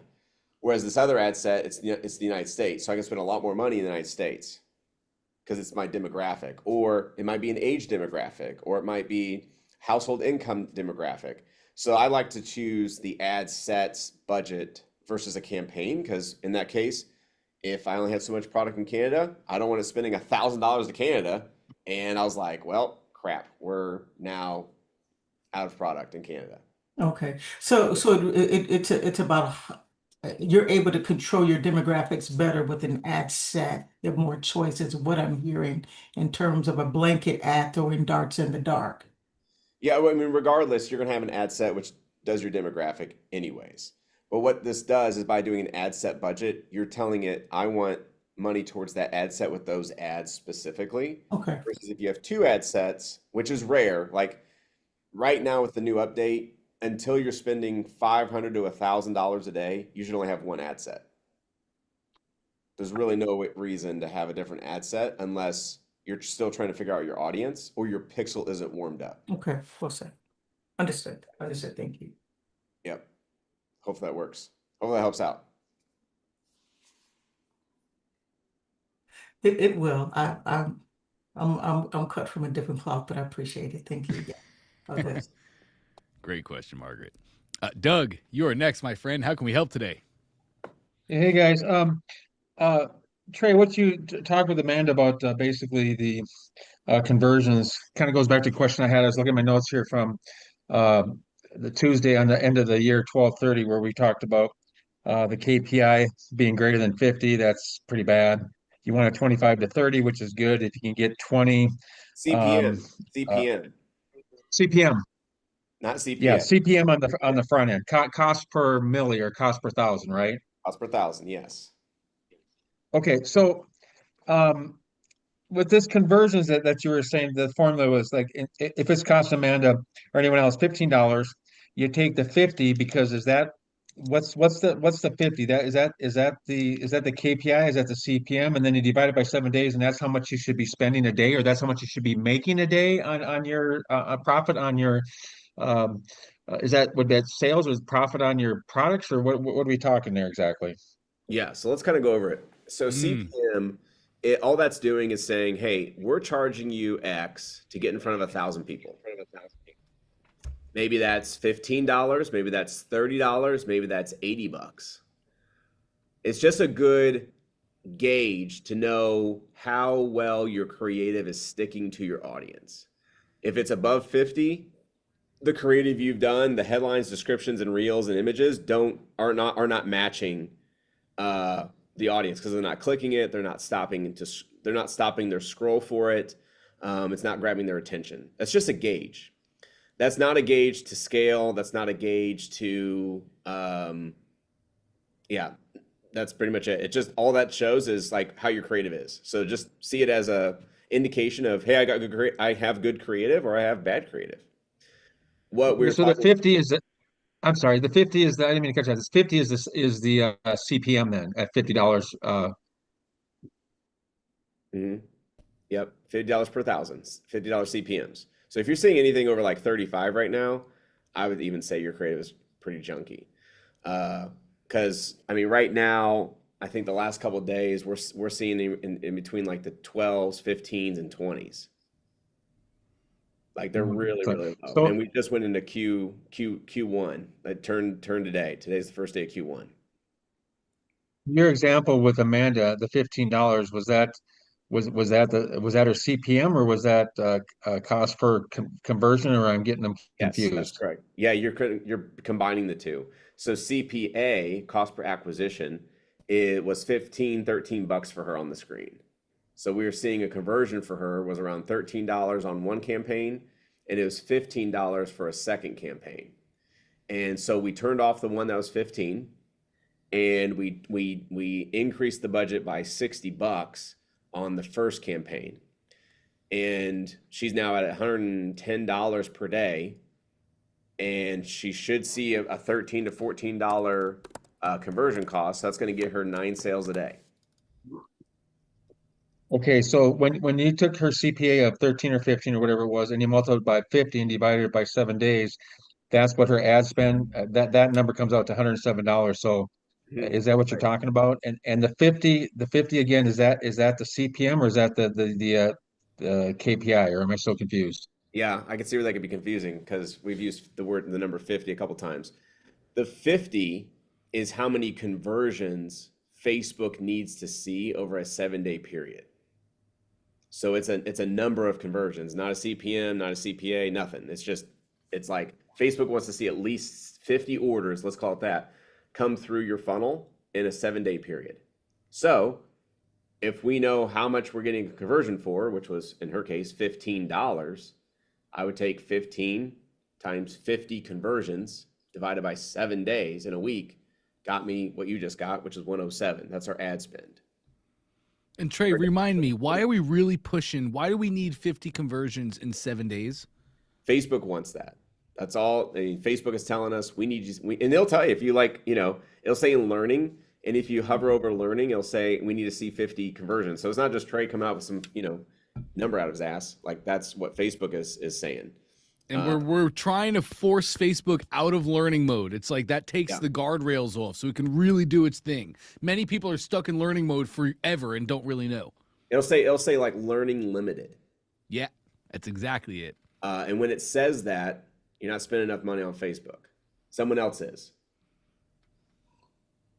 Ooh, Trey, Okay, I thank you. love how you just put that. Someone else is. Ooh, that's Someone else is fire coming under my after you. butt. Ooh, I like that. It's coming for your money, bro. Mm-hmm. Doug, does Okay, that? thank you. And I got a quick follow-up question if I can. So yeah, that makes sense now. I remember that you said it had to do with the learning and it to kick it into the next phase or something to do with the pixel so you can start scaling or something like that. But Yep. my main question was on the sites you talked about back on the 30th. I'm currently trying to finish up my 3 sites, and you mentioned something about use Chat GPT or whatever to make 5 blog posts, and then I think Dante said add the blog app on popular topics, put on the blogs in the website pages, something with products and online store. So I'm just trying to refresh my memory because I want to work on that, but I don't exactly remember the concept. I think that was Dante actually. Yeah, you actually nailed it, Doug. You hit it perfectly. You just need your site app, and your blogs are actually in your site app. Blogs are automatically embedded into your site. So you're perfect, Doug. 5 blogs. You can use AI to write those blogs, make them in ClickFunnels, make your site with a product page. Bingo, you're rocking. Okay, thank you. So this kind of the concept is the product you're pushing a product page, do the 5 blog posts on that product page, and so then is this related to a funnel that we're trying to push to this product page then, or is this different type of discovery type of thing for our Well, site? remember, the reason I shared this with Charlie a couple weeks ago, and the reason we did this is because Charlie called a customer, and the customer said, I didn't buy because I looked for your website and I didn't know if you were a real company. So then that prompts us to go do this. Gang, I don't need you guys to do this right away. It is sometimes we do see that where we need to make more of a brand presence so people feel like we're a real company. Many times we don't see that. Like Trey, I'd be interested to hear from you in just a sec, but we don't see that super often. That's not my number one goal for anybody here. My number one goal is to build the funnel, launch the funnel, and start generating sales and customers. We can call our abandoned carts. We can call our customers, and we can see, because Doug, your people might not even feel that. Like, your people literally may not be going to Google and looking for your business, and they might not be looking to make sure it's a real company like that. So you might be trying to tackle a hurdle that's not even there. Feel free to do it if you want, but like, if you're not hearing from customers, or you don't feel like you're losing sales right now because you don't have a site, a blog, and a more web presence and a brand, don't even worry about it. Run ads to a funnel, make sales. I don't think Amanda has a store, Yeah. site app. Amanda does not. Yeah, and she's getting $15 conversions, Yep. and she's getting 10 a day, and she's about to get 20. And I mean, we'll work her at $1,000 a day. She'll be spending 30 grand a month. She'll be at 360 a year in just ad spend. You got it. Thank you, guys. You got it, Doug. Great questions. Just a little side note: 3% on a credit card at 360 is 10 grand in points. That's a nice vacay. I That's a can nice find a vacay. beach for that. You can go to a nice beach for 10K. Mm-hmm. Hey Trey, can I ask you a quick question? Sorry, I I'm back thought you were on. boarding a It was flight, a false man. alarm. It was a false alarm, so I jumped back on. False alarm. My flight's delayed. My flight's delayed to go back to work. Oh, hashtag blessed. No, I'd rather stay in Texas, honestly. It's so nice here right now. All right, quick question about the American Express. So I did the American Express Gold Card Okay, for the yes, good business. one. Do I have to sign up for the rewards? Like, how does that work? Because I spent about 700 on it, and I didn't see any like points or cash back. Like, You don't get sign the up for points. that, or? You don't get the points until you pay the card. I did. Then I paid it. Yeah, as long as it's paid, then you can get on Amex chat and just be like, "Where's my points?" Okay, just ask them personally. All right. Yep. Oh yeah. I mean, I paid it today, so maybe that's Oh, why. okay. but- Yeah, it'll be a couple days. If you paid today, then it's a couple days. Yeah. Okay, I didn't know if you have to sign up for it or anything. All right, that was my only question. No, But it's there. It's ready to go. And I'm you can, back. I mean, it's pretty cool. There's a whole like catalog of places you can, use those points. The main thing I'm going to tell you though is use places where it's 1-to-1 points. So like for 100 points you get $1 versus for 100 points you get 50 cents. Home Depot and Wayfair are 1-to-1s. Restoration Hardware I think is like a 50%, or maybe it's 1-to-1. There's a lot of them that are not 1-to-1s, like airfare or hotels. So it's kind of like tricky if you don't know what you're looking for.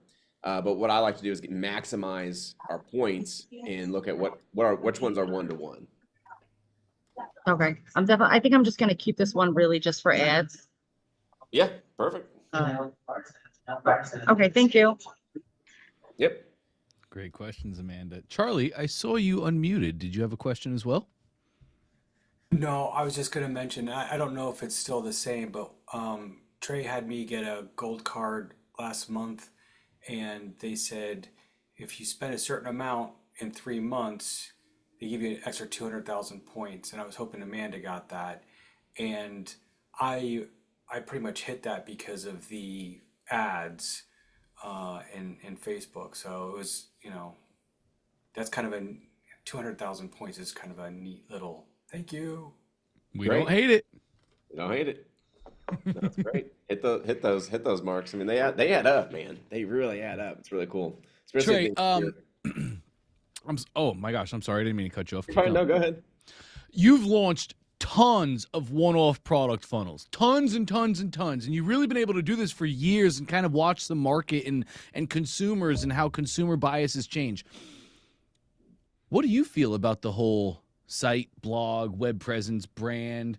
Do you, and I know you have yours, you have .com products, but do you think it's super important when somebody launches, or in 2026, is it still just make a funnel, run ads to it? I mean, that's where it starts. Yeah. That's where it obviously starts. Like when you were doing these back in the day and you were just pumping out one-off funnels, did Yeah. you find that often in your products where people were like, oh, I didn't know if it was a real product or a scam? No, because drop shipping really wasn't a thing yet. Right. And it's become more and more of a thing. And so people are definitely hesitant about, when will I get my product? Where is it shipping from? Where is it made at? So we make sure to have a section on our website that kind of describes all three of those. Here's a guarantee, here's where it ships from, and then here's how long it's going to take to get delivered. And so then we have those badges, if you will. And that's not just badges, but they're like, pretty big blocks on each page that says, hey, here's where it's going to come from. And then of course we have a phone number, a phone number that they can call, which again increases trust because they're like, okay, if something goes awry, I can at least call somebody and talk to them. And I think that helps as well. I will say though is, once you start scaling your ad or your campaign or your product, there is definitely what's called a halo effect. And the halo effect is where you'll start seeing sales on your Shopify store organically, because people are going from, because they want to do Shop Pay. So they go from your funnel and they'll just Google you and pop them into the Shopify store. That's probably like the easiest, cleanest, fastest halo effect you'll see. Then the second halo effect is putting your product on Amazon. 53% of all e-commerce is done on Amazon.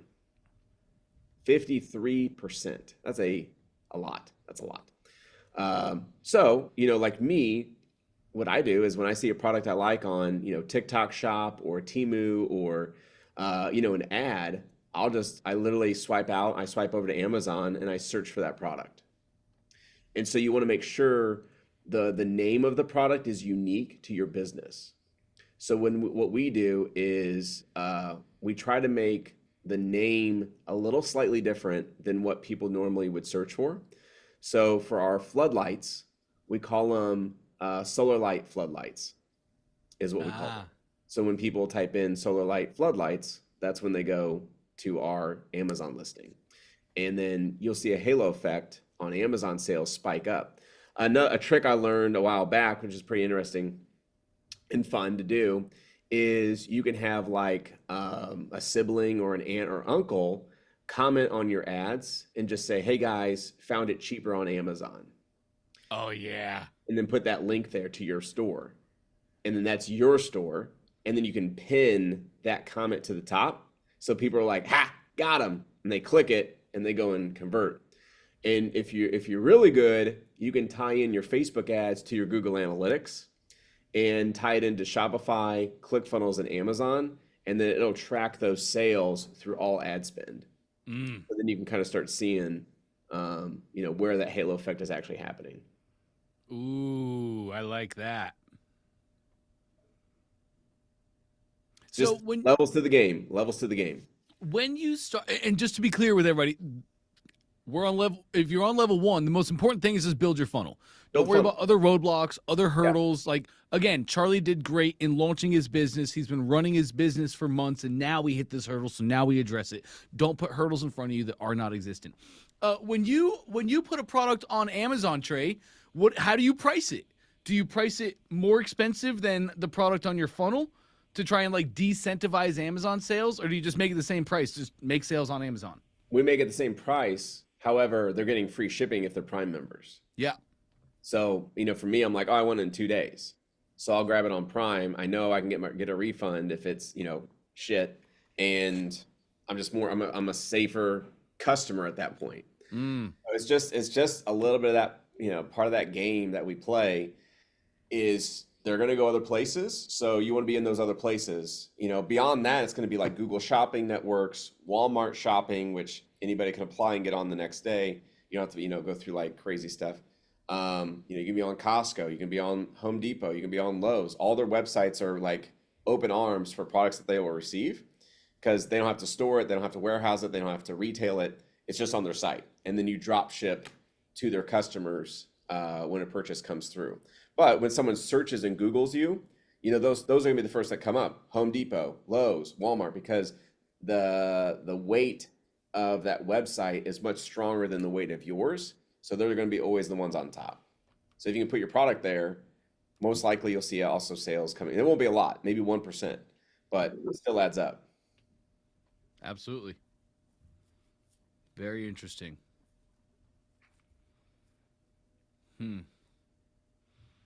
Sorry, I'm in my own head thinking about my own stuff right now. Jeez Louise. Interesting. Very interesting. I've seen a lot of people try a lot of different stuff. Yeah, it just goes back though. Like get the product proven, get it winning, get it successful. Like the bracelet's working great for Amanda. Awesome. Just concentrate on that. Don't take your foot off the gas. Go. Yep. When things are converting, when things are working, you gotta go. You gotta press the gas as fast and as much as you possibly humanly can, to win the race. Like, we see a blockbuster come our way maybe every 3 to 4 years, and so we're always, in the trenches until that next blockbuster product. Can you just say that again for me, please, Trey? You hit a blockbuster how often? Like one every 3 to 4 years. So we've had like we're on our third one now over 10 years. Did anybody join this challenge expecting that their first funnel and their first product was going to be a blockbuster? I'm just curious. I'm not going to yell at you. I promise. I'm just curious. Put a 1 in the chat if that was your mindset. I got a blockbuster product. Me too. I'm putting 1 right now. Yeah, when I first found this world, I thought the first product that I ever launched was going to be an absolute gangbuster. I was going to be profitable on the front end just by selling 1 product on an order form. There you go. Yeah. So, like they come across your desk, and when you see it, it goes, and, you take it to the moon. The flashlight was the biggest learning experience, and still to this day is still the biggest learning experience for me. It was what do they call ignorance tax, right? A lot of ignorance tax I got, and I paid for like around $30 million in ignorance tax. And that's a lot. That's a lot of tax. So the one biggest thing that I took away from that, any work platform you tried in the past. Try to work. I got you. Sorry, hold on. One of the biggest things I learned was don't underestimate the scale of a product. Meaning, when you find something that's working and it is scaling, you're on one platform, Facebook. Take it to TikTok. Take it to YouTube. Take it to Google Shopping Networks. Take it to Amazon. Take it to Jet. Take it to Walmart.com. Then go retail. Walgreens, CVS, like not even your big retails, like your Menards, your Home Depots, like just your second chains or your third chains. Like a Radio Shack. Remember those? Like kind of thing. Like it's like, oh, it's not that big, but it's a lot of sales. If they order 30,000 units from you, that's 30,000 units they just grabbed from you. Or your mom and pops. Like when we had the flashlight, we were getting into gas stations. And we had like your Loves, like you guys know about the Loves gas stations, yep. or the Buc-ee's, or your big truck stops, and they need stuff for their glass cases that fits an audience. And so we got into a show with them. I think it was called DMS or something like that. And we had all the owners of all these big gas stations walking past our booth and buying lots of flashlights, 25 at a time, 100 at a time, 1,000 at a time. And then it goes across their gas stations. True Value, Ace Hardware, Do It Best. Like all these big retail chains that exist out there, but we see the top 3. We see the Facebook, Instagram, YouTube. We see the Walmart, Lowe's, Home Depot. We forget about all these other little sites that are out there that are just running traffic, running sales, that could be easily a phone call away and say, hey, what's it cost to put my product on your store? Nothing? Okay, cool. We'll drop ship it, or, work through it. Like there's just so many sites that are out there that are selling retail products. And, we're just looking at the big 3, the Amazons, the Facebooks, the Google Shopping, when sure, that's a big giant, but there's also like little guys that will keep you happy. They'll keep you really, really happy going to these other sites. And that's a full-time employee job right there. If you're like, who is my first employee? Find someone who can find other retail sites to get you on and they're selling your product. That's a great employee. Just making more sales, maximizing revenue. And then of course, all the ads that you're doing, these people are shopping on these other sites. They're going to see where they're at. And a cool way to look at that is SimilarWeb. So if you go to your SimilarWeb and you go to your domain, you can see where people are going next or where they came from. So you can look at all the websites that they're coming from and all the websites they're going to, and then you can reach out to those websites. You can do banner ads. You can do advertising on those sites, because now you're one step away or one step further from where they came from or where they're going, and to hit them again with another ad. Or it's a really good place to use like with Taboola or Braintree and know those domains, and you can run ads or Google ads to those domains for very, very, very inexpensive CPMs. Just a retargeting ad. Just hitting them again, hitting them again. I go back to that old Subway commercial where the dude's slicing bread or meat or whatever he's slicing, and in the background is the word Subway. But you don't see it until he unslices, right? Brings the slider back. And the whole, I think it was a Super Bowl commercial. And it was basically, what we found was people need to see our name 7 times in order to remember us. And like he's like doing 7 slices for bread. And that was the commercial. It's like, okay, but here I am talking about it, So it obviously made an impression out of all the commercials I saw that year. That's also, in case you guys don't know, it's just the foundation of funnel hacking. It's like what Russell built ClickFunnels on, if you want to look at it that way. Similarweb.com. Just go find your competitors. I'm selling pickleball paddles. Great. Go find other pickleball paddle sellers. Find the sites that they're running their traffic on. Buy banner ads. Create your own noise. Align with noise. Just, it's so simple to do that, gang. So good. Cool. So good. Was there any other questions before we jump off? Vladimir's got a final. Let's do it, Vladimir. All right, Vladimir, you got a couple minutes. Hey Trey, more than enough. Listen, a happy New Year to you, brother, and thank you for everything. So, you guys are making an impact for whatever worth. I just wanted to say that publicly and openly. I think I speak on behalf of everyone. But quick question about Facebook, though. And this is just my feeling about it, as I caught myself like not even going to that platform for days. And I know that most of the people in my my, I guess, age demographic are pretty much the same. Do you see? I know that you guys know Facebook really well, and you know the system. Like, have you seen any like major pattern shifts when it comes to using Facebook at all, like in general, versus Instagram, for example, that's becoming more trendy now with more and more people, meaning that more and more people are just spending time there. Is there something that you've noticed when it comes to Facebook in general as a platform for advertising, or it's just my false belief here? Again, it goes back to, if your hook is good and your creative is good and it hits your audience, Facebook's going to convert. Thank you. Yep. Awesome. We get that question a lot too. Like, are people still using Facebook? Is Facebook still viable? Absolutely. Absolutely. They might not have used it this week, but they'll use it next week. And when they get on there, you're going to have your targeting proper and that ad's going to get in front of them. Yes, Facebook is so viable. Facebook's number one. It still is. Man, well, Trey, that was amazing today. We're at 1 o'clock on the money, and I know the kind of day you have coming up. So I will let you go. As I say all the time, I hope I'm not a broken record, man. Thank you for all that you give us every single Tuesday. It's always your best. Man, we love you for it. All right, see you, everyone. Bye-bye. See you, Trey. So good. I love that guy. Hey, before we leave, Mark, I promised I'd help, and I definitely want to help. How can I help you today, Mark?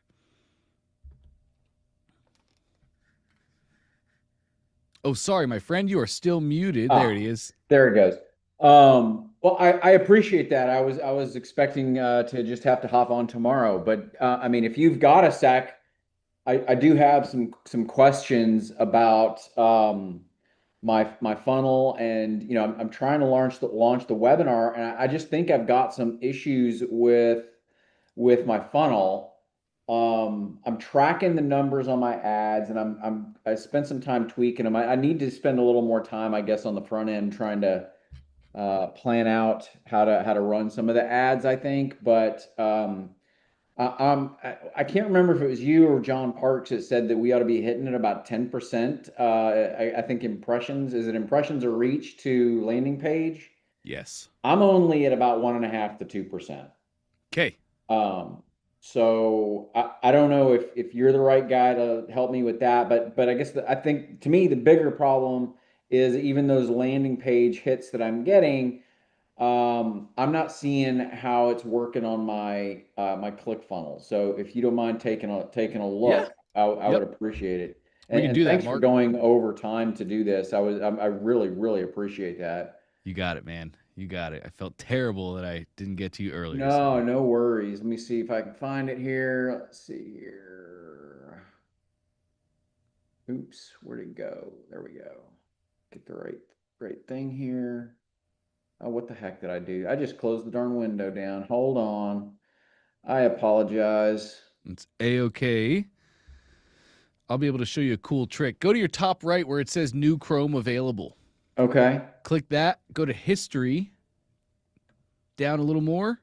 Yeah. And go to 24 tabs. Just click Restore Window now at the top above you. Bingo, it's back. Ah, sweet. Like it. Let's see if I can find the ClickFunnels. I think there it is. All right. I did not know that. That's awesome. All right. So I think on a previous call, I kind of got from you guys that I'd want to try to do a split test, and I'm wondering if that may not be part of what's going on, but I'll let you kind of take a look. I mean, obviously I've got 20 page views here, but if, tell me what you want me to click on to give me some advice here. Can we go to the top left? There's a drop down right here. Make that 7 days. Okay. Wow. Okay. Here's what I'm seeing. You have 254 page views here. You have 0 page views here. I can tell right now, Mark, that the URL that you gave to Facebook in your ad, you gave them that URL. Okay. So, which one do I need to give? Is it the one up here? What a great question. Yes, it is. Here's what happened, Mark. All right. You ran an ad. Remember, I was sharing this earlier with Michelle. Anytime you're running ads, anytime you're running traffic, I want you to run it to this top funnel URL.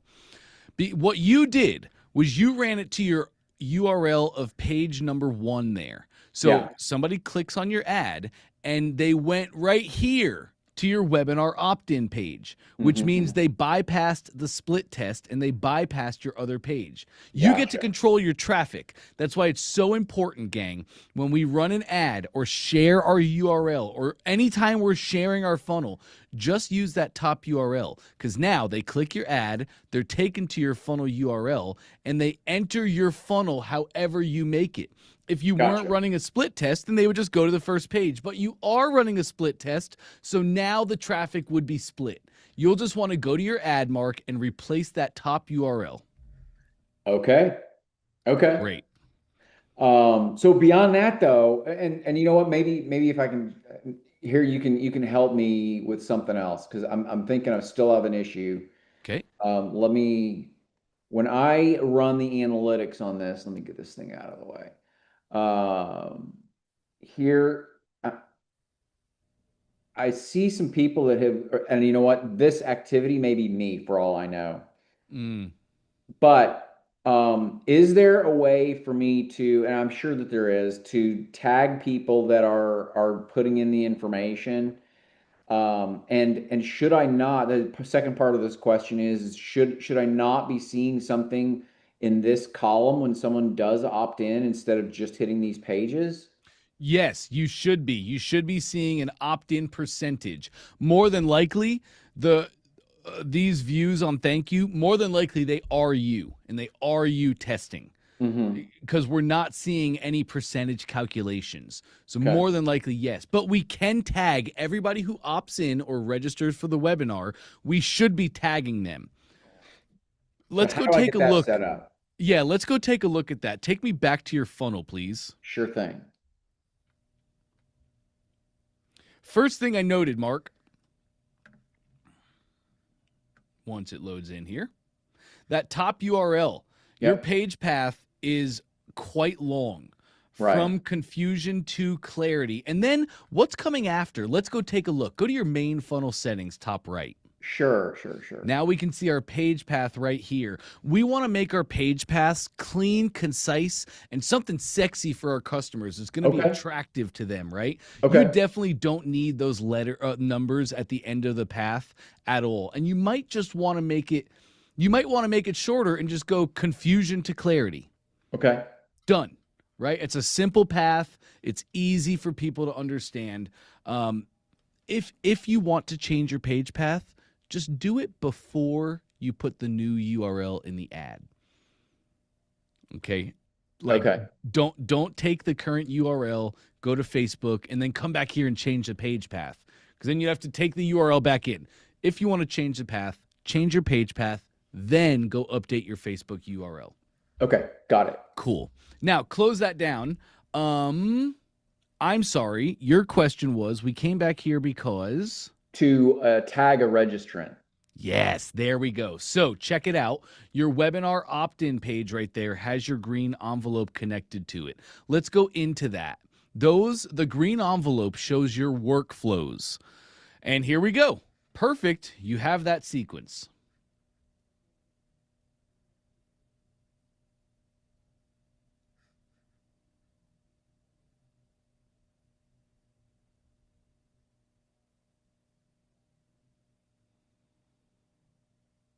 Well, it's taking a sec. I apologize. That is A-okay. It's not you. I've seen the entire internet be a little bit slow today. Yeah, I'll take myself off video. Maybe that'll help with the bandwidth. Thank you, sir. Good catch, Patricia. Good catch. Let me just try to refresh the screen.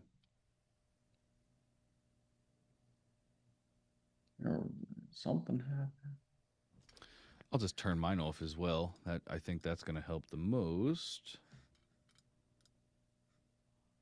There we go. Look at that. Okay.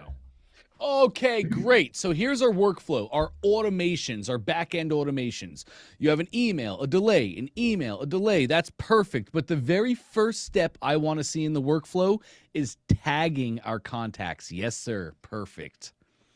Let's scroll down to our purple actions and tag contact. Absolutely.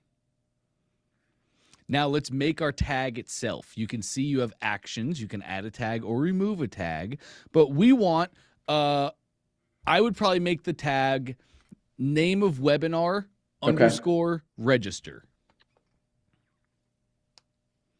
Oh, I wouldn't do all that. I would probably come up with like a short name. All right. Let's just call it webinar for now. You said what? Underscore? Yep. Webinar underscore register. Okay. Lovely. Create that step. Sorry, before you click create step, click the blue text. Yes. That creates the tag. Now create the step. Okay. Bingo.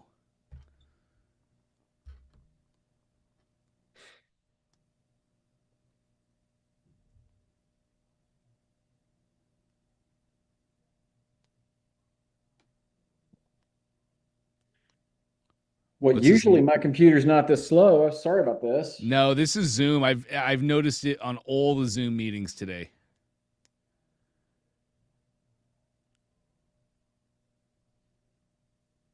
Let's give this another couple seconds. Let's just see.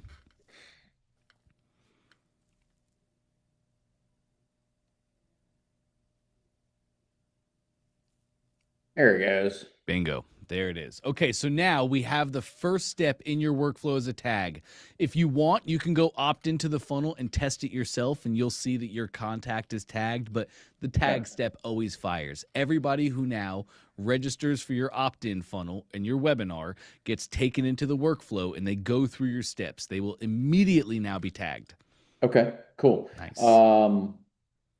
When I copy that, do the workflows come over as well? I guess, or do I need to set it up on this side too? Yes, you need to set it up on that side too. So click your lightning bolt. Yes, click your envelope. Let's find the name of the workflow. From confusion to clarity, confirmation sequence. Let's just go back to your lightning bolt. And now your existing workflows are going to load in here. We should be able to just let them load. I doubt you have that many. No. There we go. And there it is, the very first one. Select. Now we need our trigger. What thing must customers do to get into that workflow? Is it opt-in? That's exactly right. This is an opt-in page, so they just need to opt in. Attach the workflow. All right. Bingo. Good deal. Now this is going to take us into the workflow itself where we should see that change. The very first step is tagging contacts.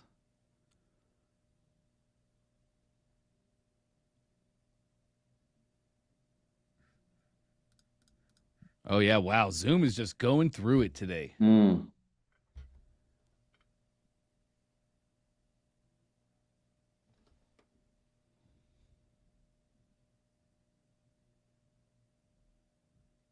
There it goes.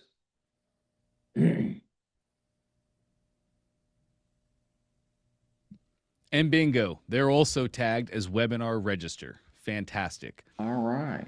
Now, something we can do, we can also add another tag after this, Mark. Okay. And so you're running a webinar, and you're going to run a webinar every single week is a new webinar. That means people each week are registering for a new webinar. If you wanted to, you can also put another tag step below that tag, and you could tag them webinar, register, and the date or the week. That way you can just have a little more granular view of like, oh, here's all the people who opted into my webinar, but here's the people that opted in the first week of January. Here's the people who opted in on the last week of January. You can just search the tag and find all the people that meet that tag. Does that make sense? Yeah, and I guess that's part of what I was trying to do with the number there, because that's the date, year 26, January 8th, right? Yep. So a couple days. So I'll shorten that URL, and then you said make that correction in the funnel first, and then go and update the ad, right? Yes, correct. All right, got it. I think that the one other thing that I'm finding is unless you had anything else to add on some of this, I had one other question. Let's do it. I think I don't have anything to add yet. Oh, okay. I'm finding that, and these are just tests that I'm doing to my own personal email. I'm finding that they're going to junk or promotion or something like that. Is there any way to improve the receivability of those? Yes, there is. We can do that by verifying our email. We add 3 records to our domain, an SPF, a DKIM, and a DMARC. Did you add those records yet? I thought so, but may have had an issue. You probably did, to be honest, Mark. This is a new domain. Is that correct? What do you mean by new domain? The domain that you're using on the funnel, is that a new domain and like a new email inbox? Relatively. I mean, I guess it's new to ClickFunnels, I guess. I've been using. What's that? You've been using it for a while though? Well, actually, I use a different URL for my business's email, actually. So I guess you could say yes. Correct. So then we would view this as a new domain and a new email. So you probably did add the records. This is very common. It's going to be this way in 2026 and going forward. Here's what you really want to do. You want to put on your thank you page. Remember, thank you pages, the very top of my thank you page must confirm and affirm what people just did. Gotcha. Thank you for registering for my webinar. This is an amazing decision you've made. We can't wait to see you on this date and time. Confirming and affirming the action that they took. Right below that, we literally tell them on the thank you page, we've already sent all of the information and whatever else to the email that you submitted. Please go check your email. If you do not see it, double check your spam folder. If you see us in the spam folder, make sure to click the little star to the left of our email so you don't miss out on any of the amazing bonuses we have coming to you. I think I mentioned that. It may be a little further down. Oh yeah, I want that right up top. Let me see what's up at the top of your page, Mark. Let's break this down. You're registered, want to get a head. Oh, okay. So you went right into want to get a head start while you wait. That should all just be pushed down a little bit. Okay. It should be take me up to the very top. It should be you're registered. Probably you're registered for this masterclass or you're registered for this presentation. Uh-huh. All right. Gotcha.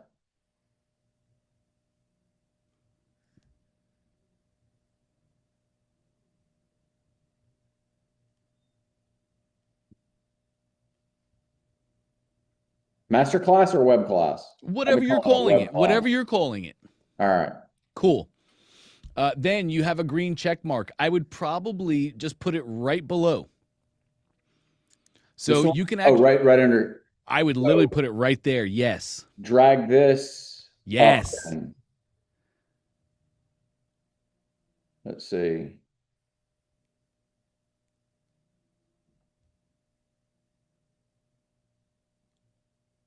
Okay, and this is just the way you made. You can put it up at the very top there, in that very top blue. Yes, drop it there. All right. Great. Now it's going to be much easier to drag. Just click on your headline, check your email for confirmation.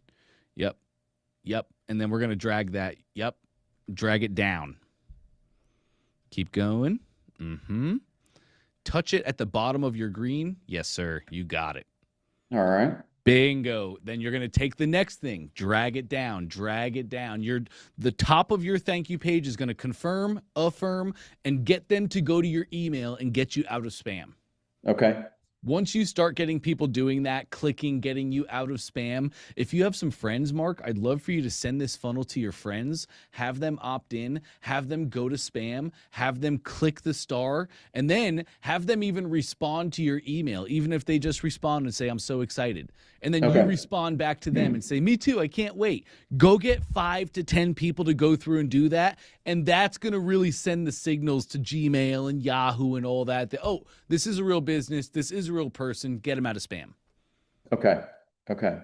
Nice. And then I should put this one down here too. Yes. Boom. All right. Exactly. Cool. So looking better? Much. All right. Now you can I probably delete don't that need row. that, do I? Yep, you can delete it. There's oh no, you were actually perfect. Click back to your row settings. Yes. Or that's actually your column settings. There's a delete button right here. Kind of hard to see. Got it. There you go. Now you're good. All right. Well, let's save that. Yep, let's save that. All right. And okay. Good deal. Cool. Perfect. You might want to you have your date and time down there in the body. Yep. You might just want to tweak it in the headline. You're registered for this web class, and then put date and time just right there. Just tweak it a little bit, because that's what people want. We need to confirm. We need to say you're registered for this thing at this date and time. Just confirming what they already did. Oh, great. Okay, awesome. Then we affirm.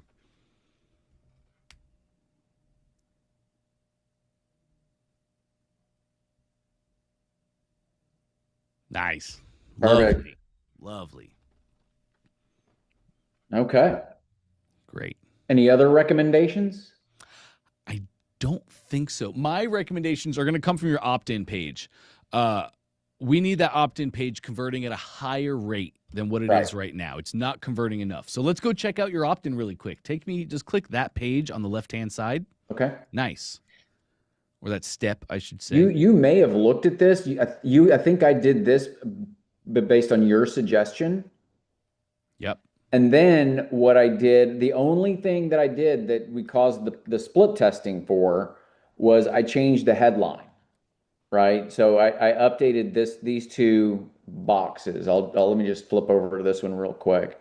I just used a different headline. Obviously, I haven't had an opportunity to test it since I had that set up incorrectly.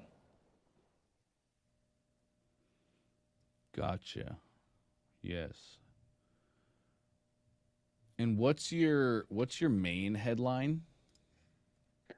Well, this is it. What do you? I guess. What do you mean? No, sorry. On the left-hand side, we're looking at your yes. Can you click your main step, the left one? Oh, the left one. The left one. Sorry. That's okay. A-okay. Yeah. How to uncover the story behind your numbers. Right.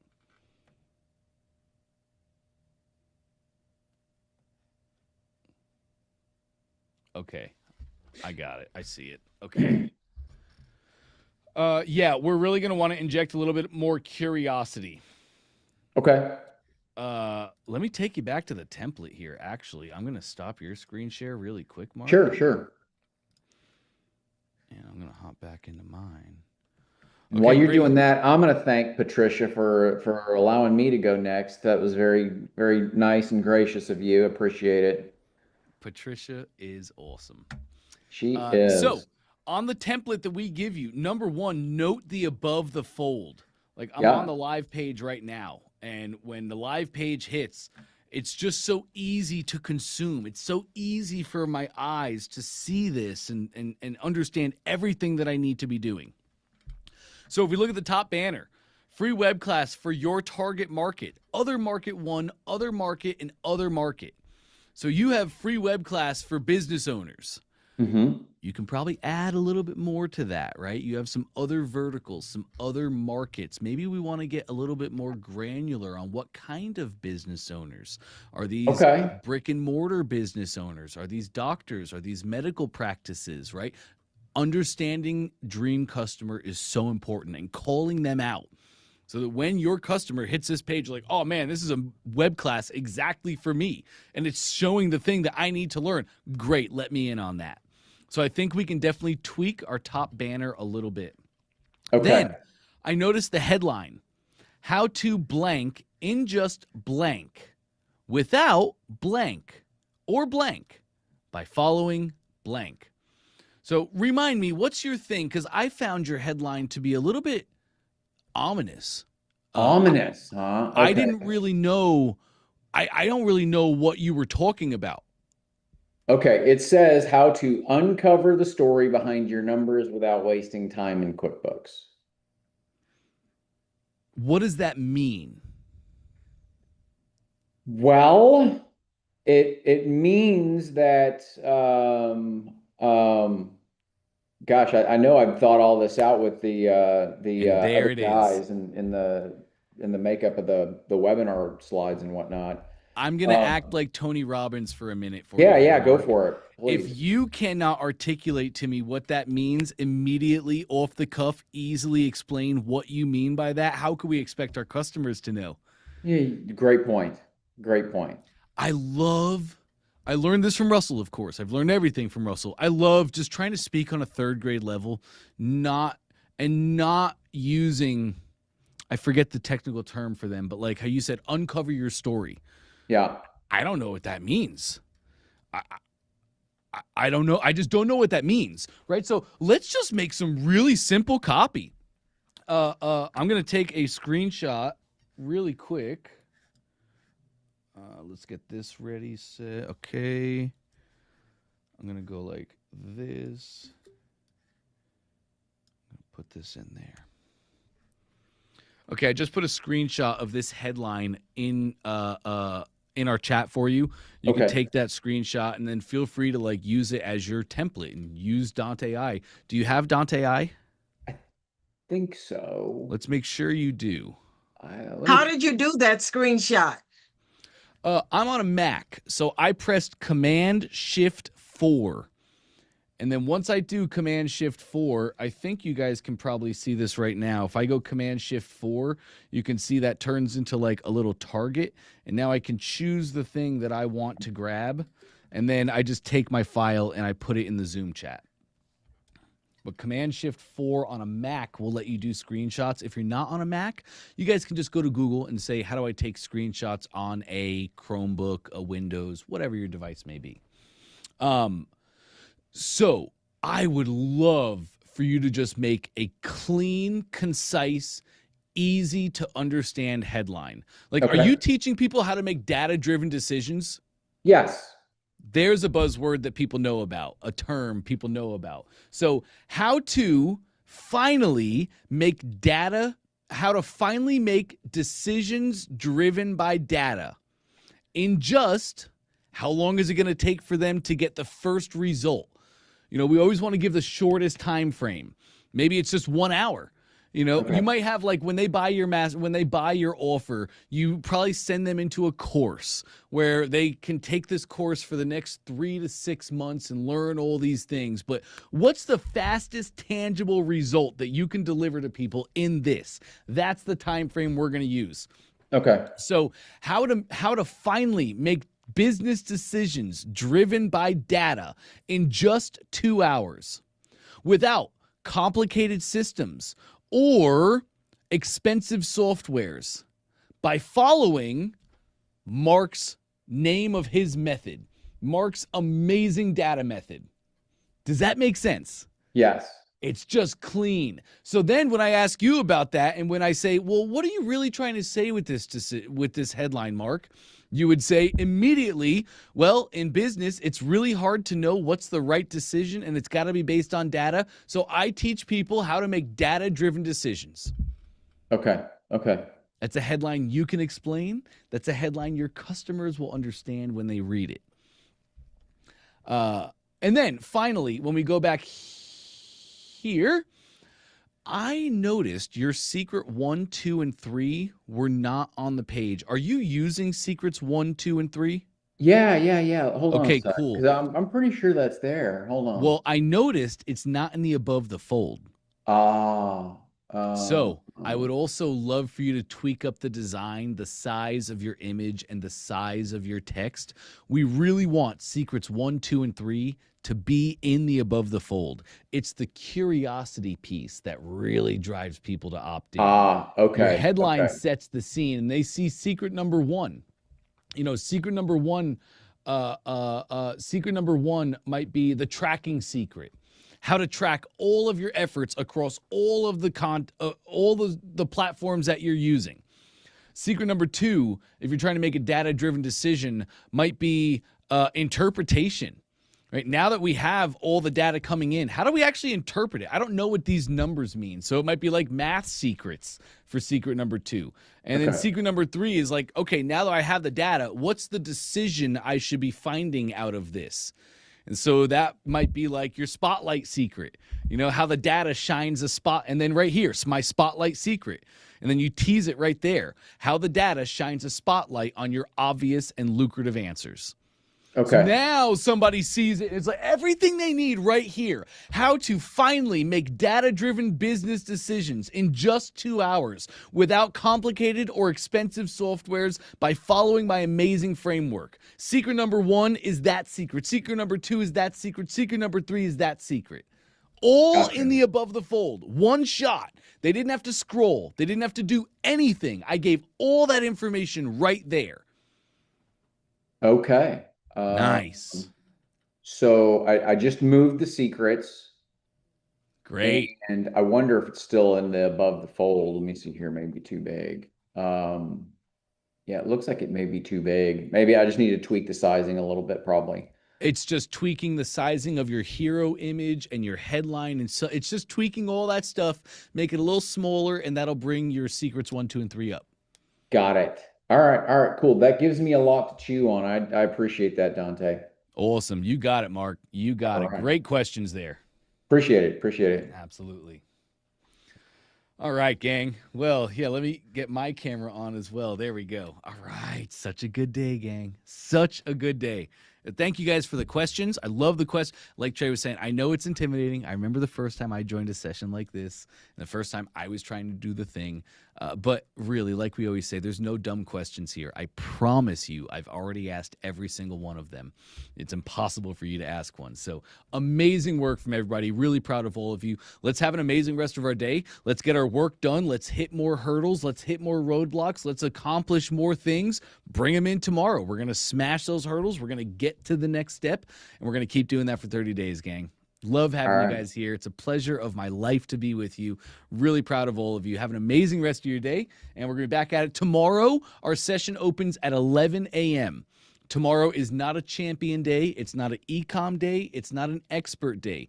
Tomorrow is an open borders coaching session day. So feel free to hop in at 11 o'clock tomorrow. It's the same link you joined with today, and you can ask me any question whatsoever. Maybe it's a question about the expert track or the Ecom track, or maybe it's just a question about how do I choose the right tasks that I should be focusing on this week to actually build my business, and or maybe it's just how do I be an entrepreneur? Maybe you don't know anything about social media. Whatever your questions are tomorrow, I'm going to be here and more than happy to answer those. So I'll let you guys go today. Have an amazing day. Have an amazing rest of your day.